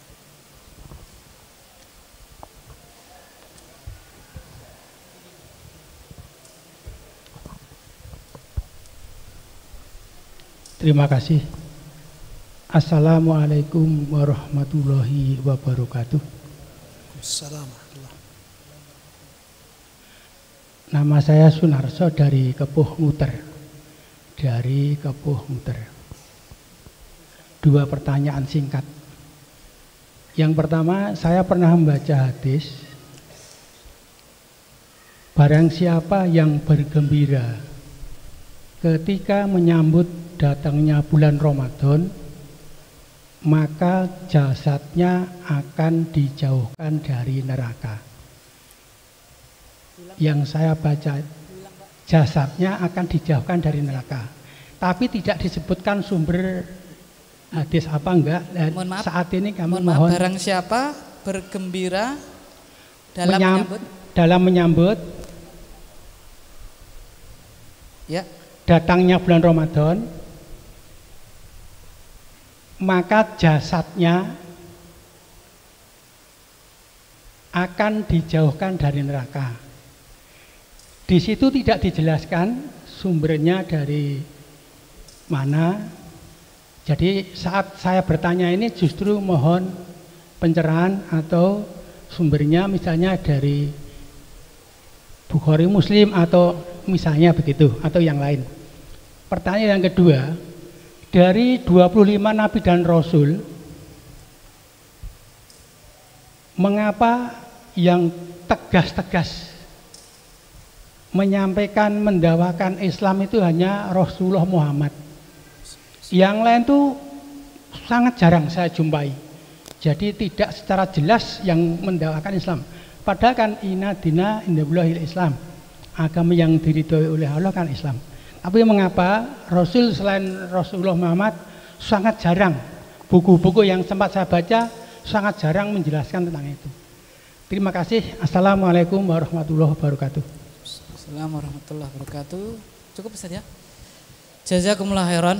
Hunaka sa'il Syekh Fadhilullah Ta'ala.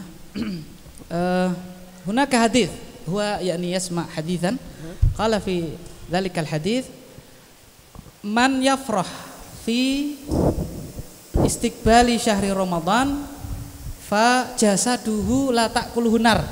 Hal man yafrah fi istiqbali syahri Ramadan fajasaduhu la ta'kuluhu nar.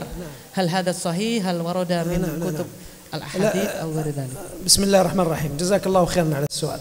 هذا الحديث لا يثبت عن النبي عليه الصلاة والسلام ولا أعرفه، مع أن العلماء رحمهم الله تعالى كتبوا كثيرا في فضائل رمضان وكتبوا كيف يستقبل المؤمن رمضان، ولكن هذا الحديث أول مرة في الحقيقة أسمعه.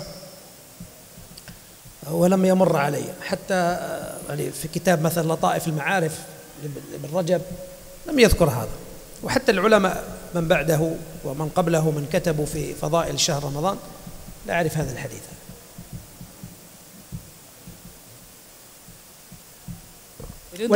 ولكن حتى نفهم يعني صحيح الحديث لا يثبت، ولكن من العبادة ومن تعظيم شهر رمضان أن نفرح، فإن الله جل في علاه يقول قل بفضل الله وبرحمته فبذلك فليفرحوا. والنبي عليه الصلاة والسلام كما جاء في المسند من حديث أبي هريرة رضي الله عنه أنه كان إذا اقترب شهر رمضان يبشر أصحابه ويقول أتاكم شهر رمضان شهر مبارك فرض الله عليكم صيامه. المهم أن لا شك أن هذا من علامات الإيمان، من علامات الإيمان أن الإنسان يفرح بمواسم الخير، مواسم العبادة، نفرح برمضان، نفرح بالعيد، عيد الفطر، عيد الأضحى، نفرح بمحرم، نفرح بكل شهر فيه خير وفيه زمن فيه عبادة نفرح به، لأن هذا كما قال تعالى ذلك ومن يعظم شعائر الله فإنها من تقوى القلوب. تعظيم رمضان والفرح به علامة على أن الإنسان في قلبه التقوى لله. أما الإنسان الذي لا يبالي لما تقول له رمضان يقول لك ثم ماذا؟ يقول كان عندي رمضان وشعبان أو رمضان وجانياري ولا فبراير ولا مارس ولا أبريل، كل واحد لا فرق. هذا لا يقوله مؤمن. أما المؤمن لا، المؤمن يفرح لأنه الآن جاءه موسم التزود بالخير، موسم التطهر من المعاصي، موسم يزداد فيه الإيمان، موسم يزداد فيه المؤمن قربا من الله. فلا شك أن الفرح بمقدم رمضان هو من علامات الإيمان ومن علامات التقوى، ولابد الإنسان أن يفرح وأن يظهر هذا الفرح، وأن يظهر هذا الفرح في بيته، في حيه، مع الناس، في المسجد. والله أعلم. Assalamualaikum Syekhana. Jadi pertanyaan tadi, apakah ada riwayat yaitu hadis barang siapa yang gembira dalam menyambut Ramadan maka jasadnya tidak akan dijauhkan dari api neraka? Apakah ada sumbernya? Apakah hadis tersebut sahih apa tidak? Beliau menjawab hadzal haditsu la yathbut wa la a'rifuhu. Ya, jadi hadis ini hadis yang tidak tetap, dan beliau mengatakan aku tidak tahu hadis ini ya di kitab mana. Bahkan beliau mengatakan ya ini pertama kali aku mendengarnya. Bahkan di kitab-kitab seperti Lataiful Ma'arif miliknya Ibnu Rajab, ya kan, yang mana di situ diterangkan tentang keutamaan masing-masing bulan itu ada, itu tidak didapati hadis tersebut. Jadi hadis tersebut tidak tetap, tidak diketahui sumbernya. Akan tetapi beliau mengatakan ya, bergembira di dalam datangnya sebuah musim ibadah, di antaranya adalah bulan suci Ramadan, wajib bagi seorang muslim itu untuk bergembira. Jadi tidak nunggu ada riwayat atau fadilah apa, kita harus bergembira. Mengapa? Karena fabidzalika falyafrahu, dengan hal-hal yang seperti itu maka hendaknya mereka itu bergembira. Bahkan Rasulullah SAW ketika datang bulan suci Ramadan, beliau menegaskan kepada para sahabat, ja'akum syahrul Ramadan, datang kepada kalian bulan suci Ramadan, bulan yang di dalamnya Allah memfardukan puasa. Jadi Rasulullah itu mentanbih, memberikan ya sinyal khusus dengan dekatnya bulan suci Ramadan, sehingga seorang muslim itu harus bergembira manakala datang musim kebaikan kepada dia. Datang bulan suci Ramadan, dia harus bergembira. Datang ya 2 hari raya, dia juga harus bergembira. Datang bulan Muharram, dia juga harus bergembira. Setiap kali datang sebuah masa, sebuah waktu yang di dalamnya itu ada kebaikan, maka hendaknya dia bergembira. Allah Subhanahu wa taala mengatakan, "Wa man yu'adzim sya'airallah fadzalika min taqwal qulub." Barang siapa yang mengagungkan syiar-syiar Allah, maka itu termasuk dari ketakwaan hati. Ya, berbeda dengan orang yang tidak bergembira, karena ada sebagian kita, sebagian orang itu menganggap Ramadan itu biasa, kayak bulan-bulan lainnya, kayak Januari, kayak Februari ya, dan bulan-bulan yang lainnya biasa saja. Bahkan mungkin diantaranya ada yang menganggap Ramadan itu beban dan seterusnya, waliyadzubillah. Maka sekali lagi beliau menyampaikan bahwasanya seorang mukmin itu hendaklah dia itu bergembira manakala datang musim-musim kebaikan, dan bergembira ketika datang sebuah musim kebaikan itu min alamatil iman, yaitu termasuk tanda keimanan seseorang. Allahu a'lam, itu yang beliau sampaikan. Baik, untuk selanjutnya 2 lagi. Pertanyaan yang nomor 2 belum dijawab. Ya, yang kedua tadi apa? Soal tsani minhu syekhana. Yani min 25 nabiyan wa rasulan, yani 25 nabiyan wa rasulan. Limadha yani madza naqul yani al mujtahid fi da'wah hadha faqat nabiyina sallallahu alaihi wasallam kama dzukira fil Qur'an, yani huwa yara bi anna fil Qur'an laisa hunaka qisah tawilah yata'allaq bi da'watihim wa aktsar da'wah da'wah Nabi sallallahu alaihi wasallam kadzalika fi sirah ma'a anna inna dina indallahi Islam. Limadha an-nabi faqat alladhi yad'u al-Islam? لا بسم الله لا ليس النبي فقط الذي يدعو إلى الإسلام، هذا نوح. نحن نقرأ في القرآن، نقرأ عن نوح وحرصه على دعوة قومه، فلبث فيهم 1000 سنة إلا 50 عاما. النبي عليه الصلاة والسلام لم يلبث في قومه إلا 10 سنوات في مكة، 13 سنة و10 سنوات في المدينة. مدة بعثة النبي عليه الصلاة والسلام كلها 23 سنة. أما نوح تصور أنت 1000 سنة إلا 50 عاما وهو يدعو، يعني 950 عام، 9 قرون ونصف القرن وهو يدعو.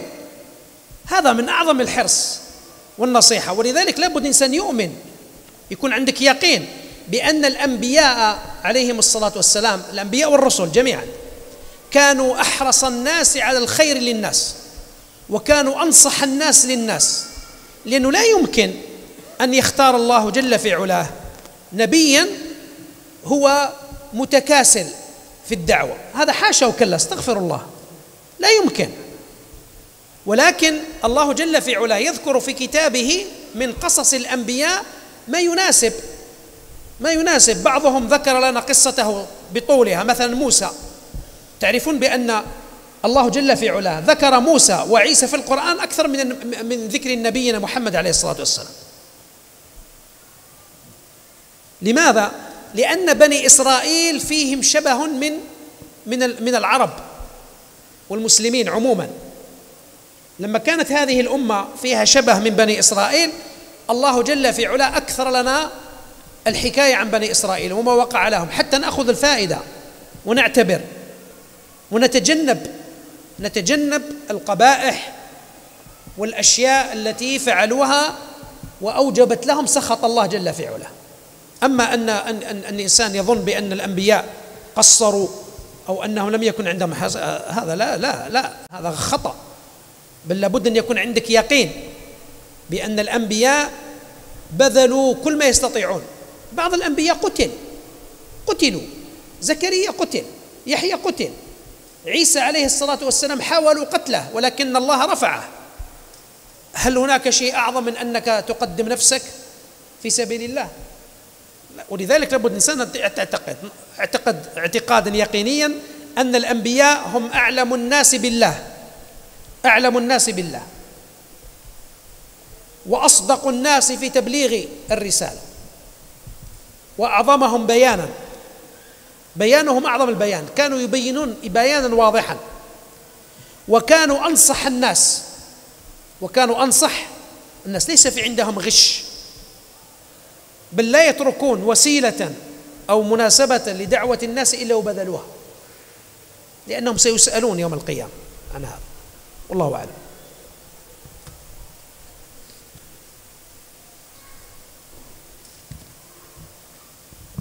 Pertanyaan yang kedua tadi beliau menjawab tidak benar klaim seperti itu.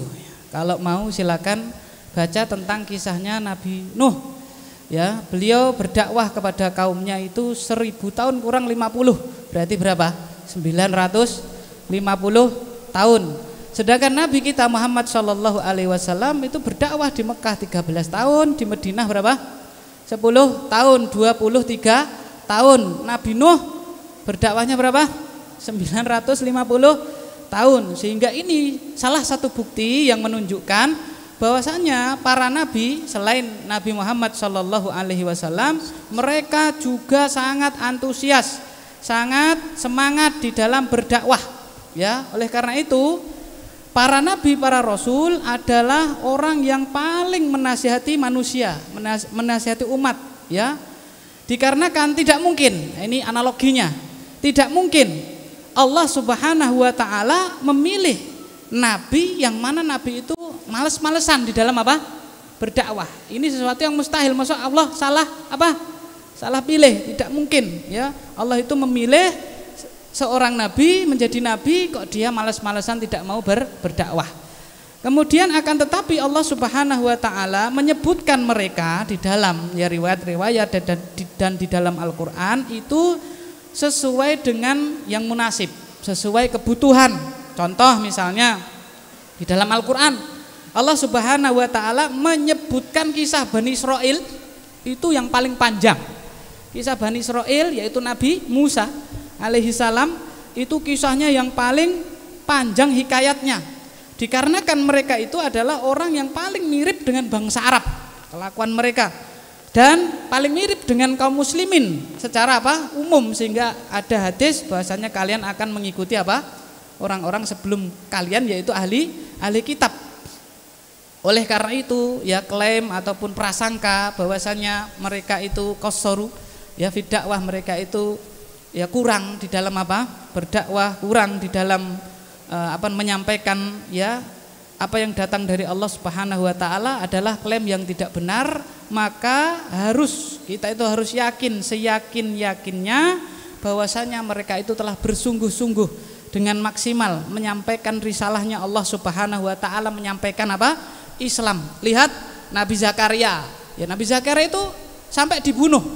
Nabi Zakaria sampai dibunuh. Akhir Zakaria kutil tuh mah. Yahya, Nabi Yahya juga dibunuh. Nabi Isa disiksa.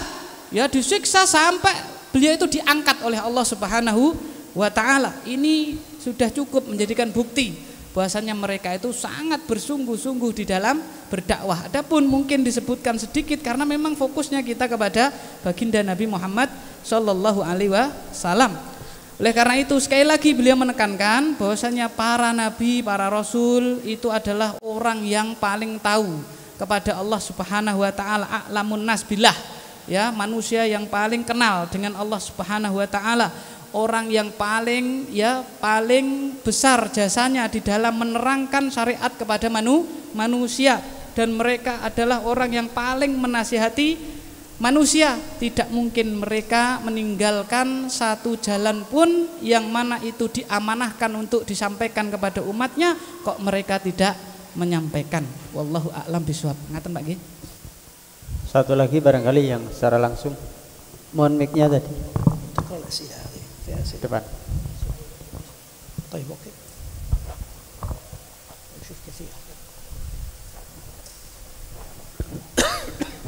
Bismillahirrahmanirrahim. Alhamdulillahirrahmanirrahim. Semoga Allah selalu melimpahkan perlindungan pada saya dan keluarga dan mereka semua. Pertanyaan saya yang pertama, bagaimanakah ibadahnya orang yang sholatnya itu tidak tertib, maksudnya dalam satu hari atau mungkin dia hanya mungkin satu hari tidak 5 waktu. Pertanyaannya status orang yang ya, bagaimana? Ibadahnya orang yang sholatnya tidak 5 waktu. Terus itu sering kita jumpai, terus kita juga minta nasihat Syekh pada saya atau kami yang mungkin masih banyak orang-orang seperti itu di sekitar kita. Itu aja pertanyaan dari saya. Terima kasih. Status orangnya gitu ya. Amal ibadahnya itu bagaimana? Gitu. soal yaqulu sa'il hafizakumullah, ma huwa mauqif liman la yusalli yani khamsah as-salawat, yani la yusalli al-faraid illa ahyanan faqat, yani la yusalli ahyanan yusalli ahyanan la yusalli, kaifa amaluhu al-akhar, kaifa shaumuhu, kaifa yani qiraatuhu wa ghairu dzalik, wa al-akhir ma nasihatukum idza kana hadath mithla hadha fi ahwal mujtama'. نعم. بسم الله الرحمن الرحيم. الذي يصلي ويترك لا شك أن هذا من الكبائر بإجماع العلماء، أن الذي يتهاون في الصلوات الخمس الفرائض، أن الذي يتهاون فيها يصلي أحيانا ويترك أحيانا أخرى، فهذا فاعل كبير. وقد قال الله تعالى: فخلف من بعدهم خلف أضاعوا الصلاة واتبعوا الشهوات فسوف يلقون غيا. قالوا العلم فتوعدهم الله تعالى بالعذاب، لأن الغي قالوا عذاب وواد سحيق في جهنم والعياذ بالله سيلقون فيه العذاب الشديد. والنبي عليه الصلاة والسلام قال كما في حديث عبادة بن الصامت قال: 5 صلوات افترضهن الله تعالى على عباده في اليوم والليلة، من أتى بهن وأكملهن كان له عهد عند الله جل في علاه أن يدخله الجنة، ومن ضيعهن أو ضيع شيئا منهن لم يكن له عهد عند الله جل في علاه، إن شاء غفر له وإن شاء عذبه. هذا حال أهل الكبائر، أنهم إذا لم يتوبوا في الدنيا فإنهم يوم القيامة يكونون تحت مشيئة الله، إن شاء الله غفر لهم وإن شاء عذبهم. أما كيف التعامل، هذا ينصح لا شك في ذلك، أنه كيف التعامل معه ينصح ويبين له بأن هذا الفعل هذا قبيح جدا، وأن تركه للصلاة من كبائر الذنوب. ثم يقال له: كيف حالك إذا قبضت روحك وأنت تارك للصلاة؟ من يضمن لك أنك تصل؟ ربما بعضهم يقول: أنا اليوم لا أصلي، غدا سأصلي، لا أصلي اليوم سأصلي الجمعة، وبعضهم يصلي فقط في رمضان من أجل الصيام. نقول له: ما الذي يضمن لك أنك تعيش إلى الصلاة القادمة أو إلى اليوم القادم، أو تعيش إلى يوم الجمعة، أو تعيش إلى رمضان؟ من يضمن؟ ربما تموت الآن، كيف ستقابل الله جل في علاه؟ ما هو عذرك؟ لا عذر لك والعياذ بالله. ثم الأمر يزداد خطورة إذا علمنا بأن بعض السلف، بعض من التابعين وأتباع التابعين بل من الصحابة من كان يرى بأن من ترك صلاة عمدا فهو كافر، فكيف بمن يترك أسبوع شهرا وغير ذلك؟ طيب، على كل حال أكثر أهل العلم لا يرون كفره، ولكنه يرونه على خطر عظيم، بل قالوا إنه يعاقب، يضرب، يسجن، ويقال له: صلي وإلا ضربناك. فإن لم يستجب أكثر أهل العلم يقولون يقتل. هذا مذهب مالك والشافعي وأحمد، يقولون إذا قيل للإنسان صلي وإلا قتلناك فأبى أن يصلي قالوا يقتل عقوبة له على ترك الصلاة. والصحيح أنه في هذه الحال إذا اختار القتل على الصلاة يموت كافرا والعياذ بالله، لأنه ما يمكن واحد إنسان مسلم يقول أنا مسلم ثم نقول له صلي وإلا قتلناك يقول اقتلوني. هذا كيف يكون مسلم؟ هذا كيف يقول بأني أنا مسلم؟ طيب، الآن هذا الذي يصلي ويترك يتهاون في الصلاة، ما حكم بقية أعماله؟ بقية أعماله هذه عند الله جل في علاه تبرأ بها ذمته. يعني مثلا صام، هو يصلي في رمضان، يصلي ويترك، صيامه نحن لا نقول مقبول. شوف، الفقهاء لا يتكلمون عن القبول، هذه مسألة مهمة جدا لابد نفهمها. القبول عند الله أمر غيبي، نحن لا نعرف هل هو مقبول غير مقبول، لأنه حتى المؤمن الذي يحافظ على الصلاة ويتصدق ويفعل الخير نحن لا نعرف هل هو صلاته مقبولة، صومه مقبول أم لا، ولكننا نقول نعم صومك صحيح، تبرأ به الذمة، تبرأ ذمتك به. لا نقول لك صومك باطل، ما دمت تصوم صياما صحيحا هو صحيح. أما قضية القبول هل هو مقبول غير مقبول هذا عند الله. واضح؟ تفضل، الله أعلم.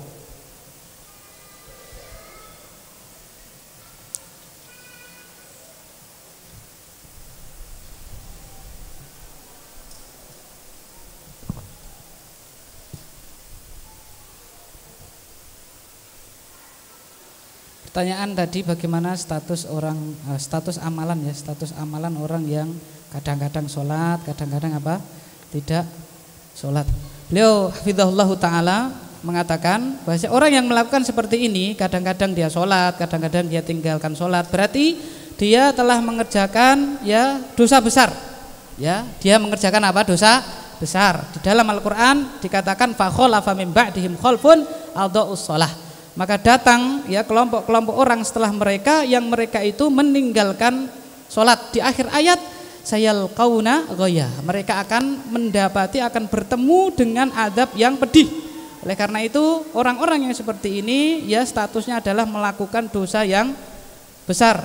Ditambah lagi di dalam sebuah riwayat, yaitu riwayatnya Ubadah bin Somit, bahwasanya Rasulullah Shallallahu Alaihi Wasallam beliau bersabda, ada 5 sholat ya sehari semalam, man adaha, barang siapa yang mengerjakannya maka Allah janjikan kepadanya surga, dan barang siapa yang lalai darinya ya maka jika Allah menghendaki maka Allah akan mengadabnya, dan apabila Allah menghendaki Allah akan mengampuninya. Jadi status orang ini adalah di bawah masyiahnya Allah Subhanahu wa ta'ala. Kalau Allah menginginkan Allah akan mengadab dia, tapi kalau Allah menginginkan Allah maafkan, Allah ampuni dia.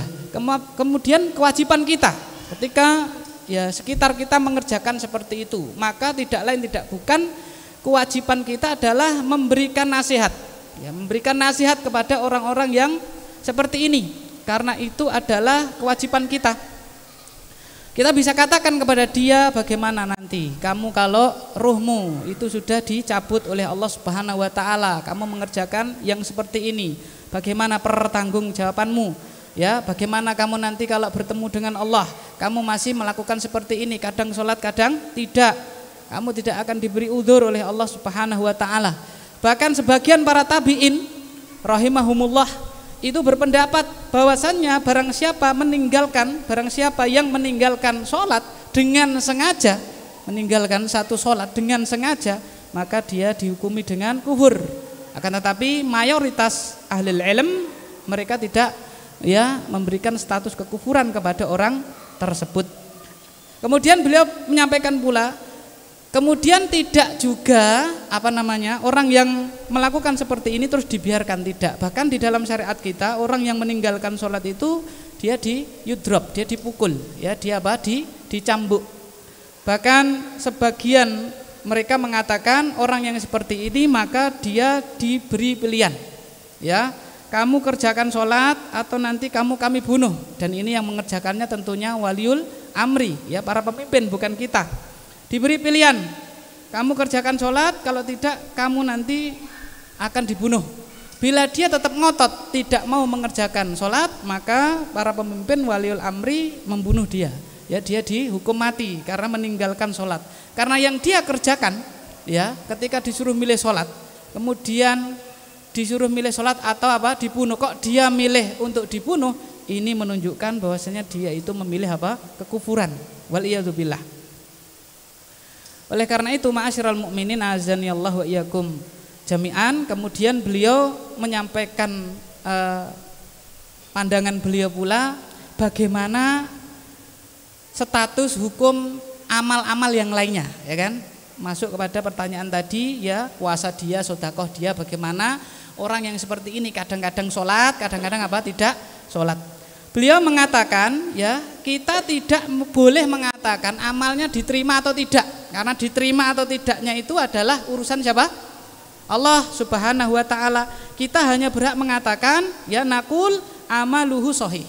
Jadi amalannya sah, ya.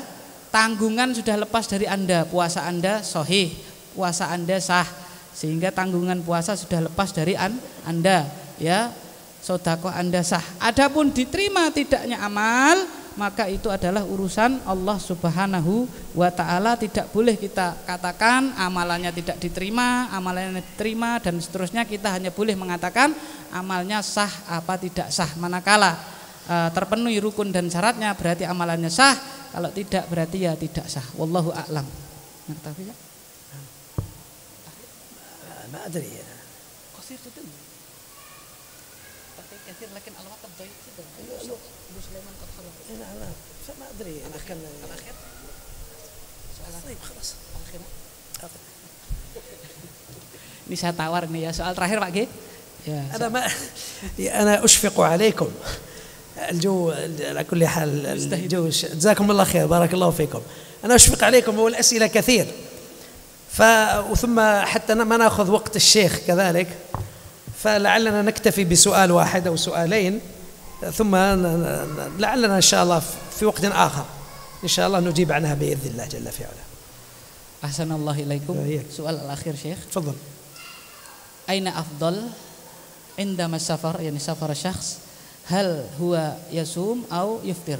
أين أفضل؟ نعم. سؤال الثاني شيخ، ما هو فضيلة عمرة في رمضان؟ نعم. أما السفر، هل الأفضل للصائم في السفر أن يصوم أو يفطر؟ أكثر العلماء جمهور الفقهاء يرون بأن الأفضل الصيام، يقولون الأفضل للمسافر الصيام لعدة علل، لعدة أسباب. السبب الأول أن المسافر إذا صام فإنه يبادر إلى فعل الواجب. لما يصوم الإنسان في السفر هو يبادر الآن، يسارع إلى فعل الواجب، وقد قال الله تعالى: وسارعوا إلى مغفرة من ربكم وجنة عرضها السماوات والأرض عدة للمتقين، فهذا من المسارعة. وقال: وسابقوا إلى جنة عرضها السماوات والأرض، ففيه مسارعة إلى أداء الواجب. اثنين، قالوا لأن فيه إبراء للذمة، لما تصوم أبرأت ذمتك. أما إذا أخرت فربما تحدث أشياء تمنعك بعد ذلك من أن تصوم. الأمر الثالث، قالوا لأن تأخير الصيام ربما يجعل الإنسان ينسى. كم من إنسان مثلا أفطر في رمضان بسبب السفر، ثم بعد ذلك ينسى أن يقضي، ينسى، فالتأخير ربما هو عرضة للنسيان فينسى، ولذلك قالوا الأفضل أن يصوم.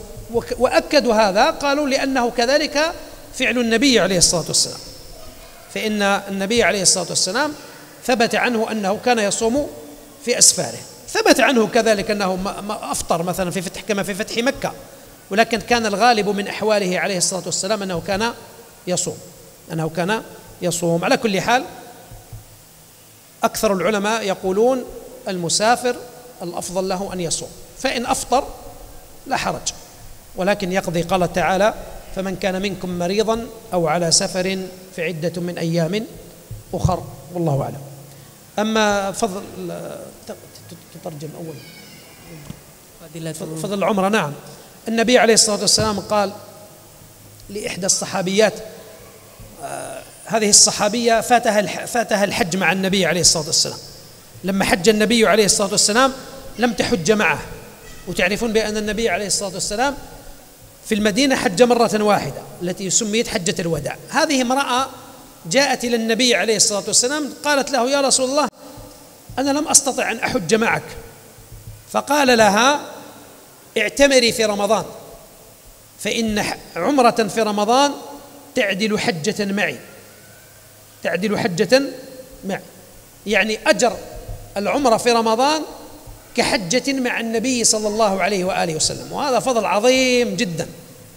نسأل الله جل في علاه أن لا يحرمنا جميعا من هذا الفضل، ونسأله جل في علاه أن يكتب لنا جميعا العمرة في رمضان. قولوا آمين. سيشرح إن شاء الله، سيترجم. على كل حال، ولكن لا يعني أن الأجر، لا يعني التساوي في الأجر أن الإنسان لا يحج. يعني بعض الناس ربما يقول لك: أنا أعتمر في رمضان ثم لا أحج، هذا خطأ. النبي عليه الصلاة والسلام لما قال: تعدل حجة معي في الثواب، أما في قضية الأداء الواجب، الحج فرض من فرائض، ركن من أركان الإسلام. أما العمرة فاختلف فيها العلماء، هل هي واجبة أم ليست واجبة؟ فهمتم؟ لأن بعض الناس ربما يقول: أنا لا أستطيع الحج ولكن سأذهب في عمرة في رمضان وهكذا، خلاص أنا الآن أديت الفرض. لا، لابد العمرة في رمضان لا تسقط عنك حج الفريضة. العمرة في رمضان لا تسقط عنك حج الفريضة والله أعلى وأعلم. سبحانك اللهم وبحمدك.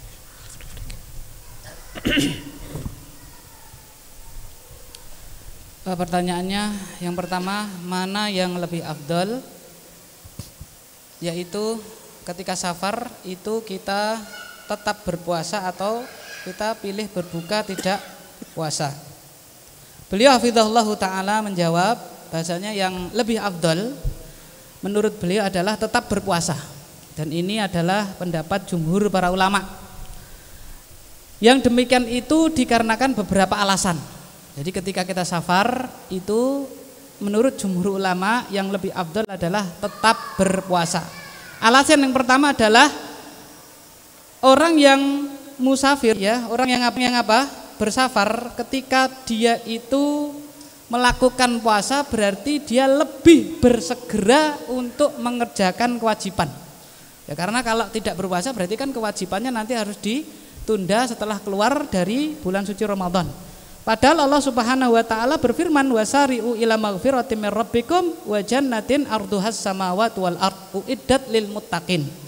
Wasari'u dan bersegeralah kalian menuju ampunan dari Tuhan kalian dan menuju surga Tuhan kalian yang luasnya bumi dan langit disediakan untuk orang-orang yang bertakwa. Jadi alasan yang pertama, dengan kita tetap berpuasa ketika kita itu safar berarti kita lebih bersegera melaksanakan kewajiban dan itu adalah perintah Allah. Yang kedua, di dalam kita tetap berpuasa ya ketika kita itu safar berarti kita lebih cepat lepas tanggungan. Jadi tanggungan kita lebih cepat kita tunaikan karena manakala dia tidak berpuasa berarti kan dia masih bawa tanggungan. Ketika dia itu tetap berpuasa maka dia akan lebih cepat untuk lepas dari tanggungannya tersebut. Alasan yang ketiga bahwasanya mengakhirkan puasa itu berpotensi membawa kepada lupa. Ya orang yang menunda-nunda, dia tangguhkan puasa, ya lama-lama bisa lupa, ya dan itu sangat berbahaya. Dia tinggalkan, dia lupakan ya kewajiban, yaitu berpuasa. Nah itu bahaya. Ya oleh karena itu ya alasan yang ketiga bahwasanya ketika dia itu tetap berpuasa maka hal yang membuat dia lupa ini bisa lepas darinya.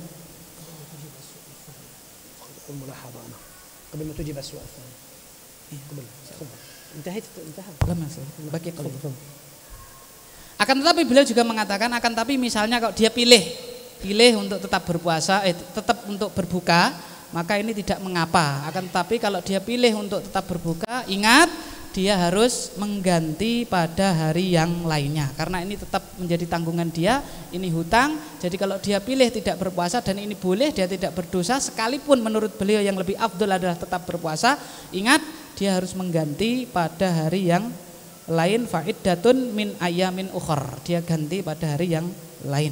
Kemudian beliau ingin menambahkan fadilah umroh di bulan رمضان. نعم.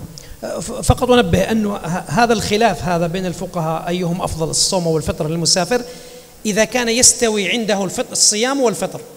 أما إذا كان الصيام يضر به ويشق عليه فإنهم اتفقوا على أنه يفطر. والدليل على ذلك أن النبي عليه الصلاة والسلام رأى رجلا في أحد أسفاره رجلا مغمى عليه وقد اجتمع حوله الناس فسأل ما به؟ قالوا إنه صائم فقال صلى الله عليه وسلم ليس من البر الصيام في السفر. ليس من البر الصيام في السفر بمعنى أن الإنسان إذا كان يسافر والصوم يضر به في السفر ويشق عليه فإن صومه ليس من العمل الصالح. إذا كان المسافر الصوم يشق عليه ويضر به فإن صومه ليس من العمل الصالح بل يفطر والله أعلم. Masih kaitannya dengan tadi ya, mana yang lebih afdal. Beliau menyampaikan yang beliau maksud ini manakala kedudukannya sama, dia antara dia itu tetap puasa, kemudian dia berbuka itu sama. Dalam artian begini, tidak memberatkan dia seandainya dia itu tetap berpuasa. Maka pada kondisi yang seperti ini tadi beliau sudah katakan bahwasanya ya dia itu tetap berpuasa lebih afdal. Adapun pada kondisi yang tidak sama, yaitu apabila dia berpuasa maka ini akan timbul masyaqqah, akan memperburuk ya keadaannya, akan memberatkan dia. Nabi Muhammad SAW beliau bersabda, laisa minal birri as-siyam fis safar. Tidak termasuk kebaikan berpuasa tatkala safar. Maksudnya bagaimana? Yaitu manakala ya dia itu berpuasa di dalam safarnya tadi menimbulkan hal yang menyusahkan dia. Ada masyaqqah di situ, ada hal yang memadoroti dia. Sehingga kesimpulannya apabila dengan dia tetap berpuasa itu memadoroti dia, dia tetap berpuasa dalam kondisi safar tersebut memadoroti dia, maka puasanya itu bukan termasuk amal soleh. Jadi puasanya itu bukan termasuk amal soleh. Maka yang lebih utama atau yang harus dia lakukan adalah dia itu tidak berpuasa. Itu tadi tambahan beliau tentang kaitannya, yaitu mana yang lebih afdol, puasa atau tidak puasa ketika dia safar. Kemudian untuk umroh, fadilah umroh ya ketika Ramadan. Ada sebuah kisah, ada seorang sahabiat, yaitu seorang wanita ya, di masa Rasulullah SAW tidak bisa ikut haji wada. Ya, kita tahu bahwasanya haji wada itu diikuti oleh para sahabat yang sangat banyak. Ini wanita ini tidak bisa ikut haji tersebut ya. Lalu beliau atau wanita ini berkata kepada Rasulullah SAW, ya wahai Rasulullah, aku tidak bisa berhaji bersama Anda ketika haji wada tersebut. Maka Rasulullah SAW berkata kepada wanita ini, i'tamiri fi Ramadan, kamu umrohlah di bulan Ramadan. Fa innal umrata fi Ramadan, karena umroh di bulan suci Ramadan itu seperti haji bersamaku. Maksudnya seperti haji bersamaku, kata beliau, fit thawab, yaitu pahalanya. Bukanlah maksudnya itu berarti ya wis aku tak pilih umroh saja di Ramadan lalu aku tidak haji. Tidak seperti itu. Ini ya samanya itu adalah dalam segi pahala, bukan sudah mengerjakan kewajiban haji. Oleh karena itu, ma'asyiral mukminin azanillahu wa iyyakum jami'an ya. Bahkan para ulama itu mengatakan haji itu jelas hukumnya wajib. Adapun umroh itu para ulama berselisih pendapat, sehingga kalau dia itu umroh di bulan suci Ramadan pahalanya saja yang sama dengan haji, akan tetapi umroh tersebut tidak serta-merta menggugurkan kewajiban haji dia ya. Jadi umroh tersebut belum menggugurkan kewajiban haji dia. Wallahu a'lam bissawab. Ya, naktafi bihadzal qadar insyaallah. Katsir اليوم. Betul Syekh. Ya, mungkin kita cukupkan karena ada muhadharah selanjutnya. Ya, kurang lebihnya kami mohon maaf yang sebesar-besarnya. Kita tutup dengan doa kafaratul majlis. Subhanakallahumma bihamdika asyhadu an la ilaha illa anta astaghfiruka wa atubu ilaik. Wa sallallahu ala sayyidina Muhammad. Assalamualaikum warahmatullahi wabarakatuh. Assalamualaikum warahmatullahi wabarakatuh. Jazakallahu khairan. Kami sampaikan kepada Fadilatul Syekh dan Ustaz Agung Abdul Azim Hafizahullah, yang mana kita telah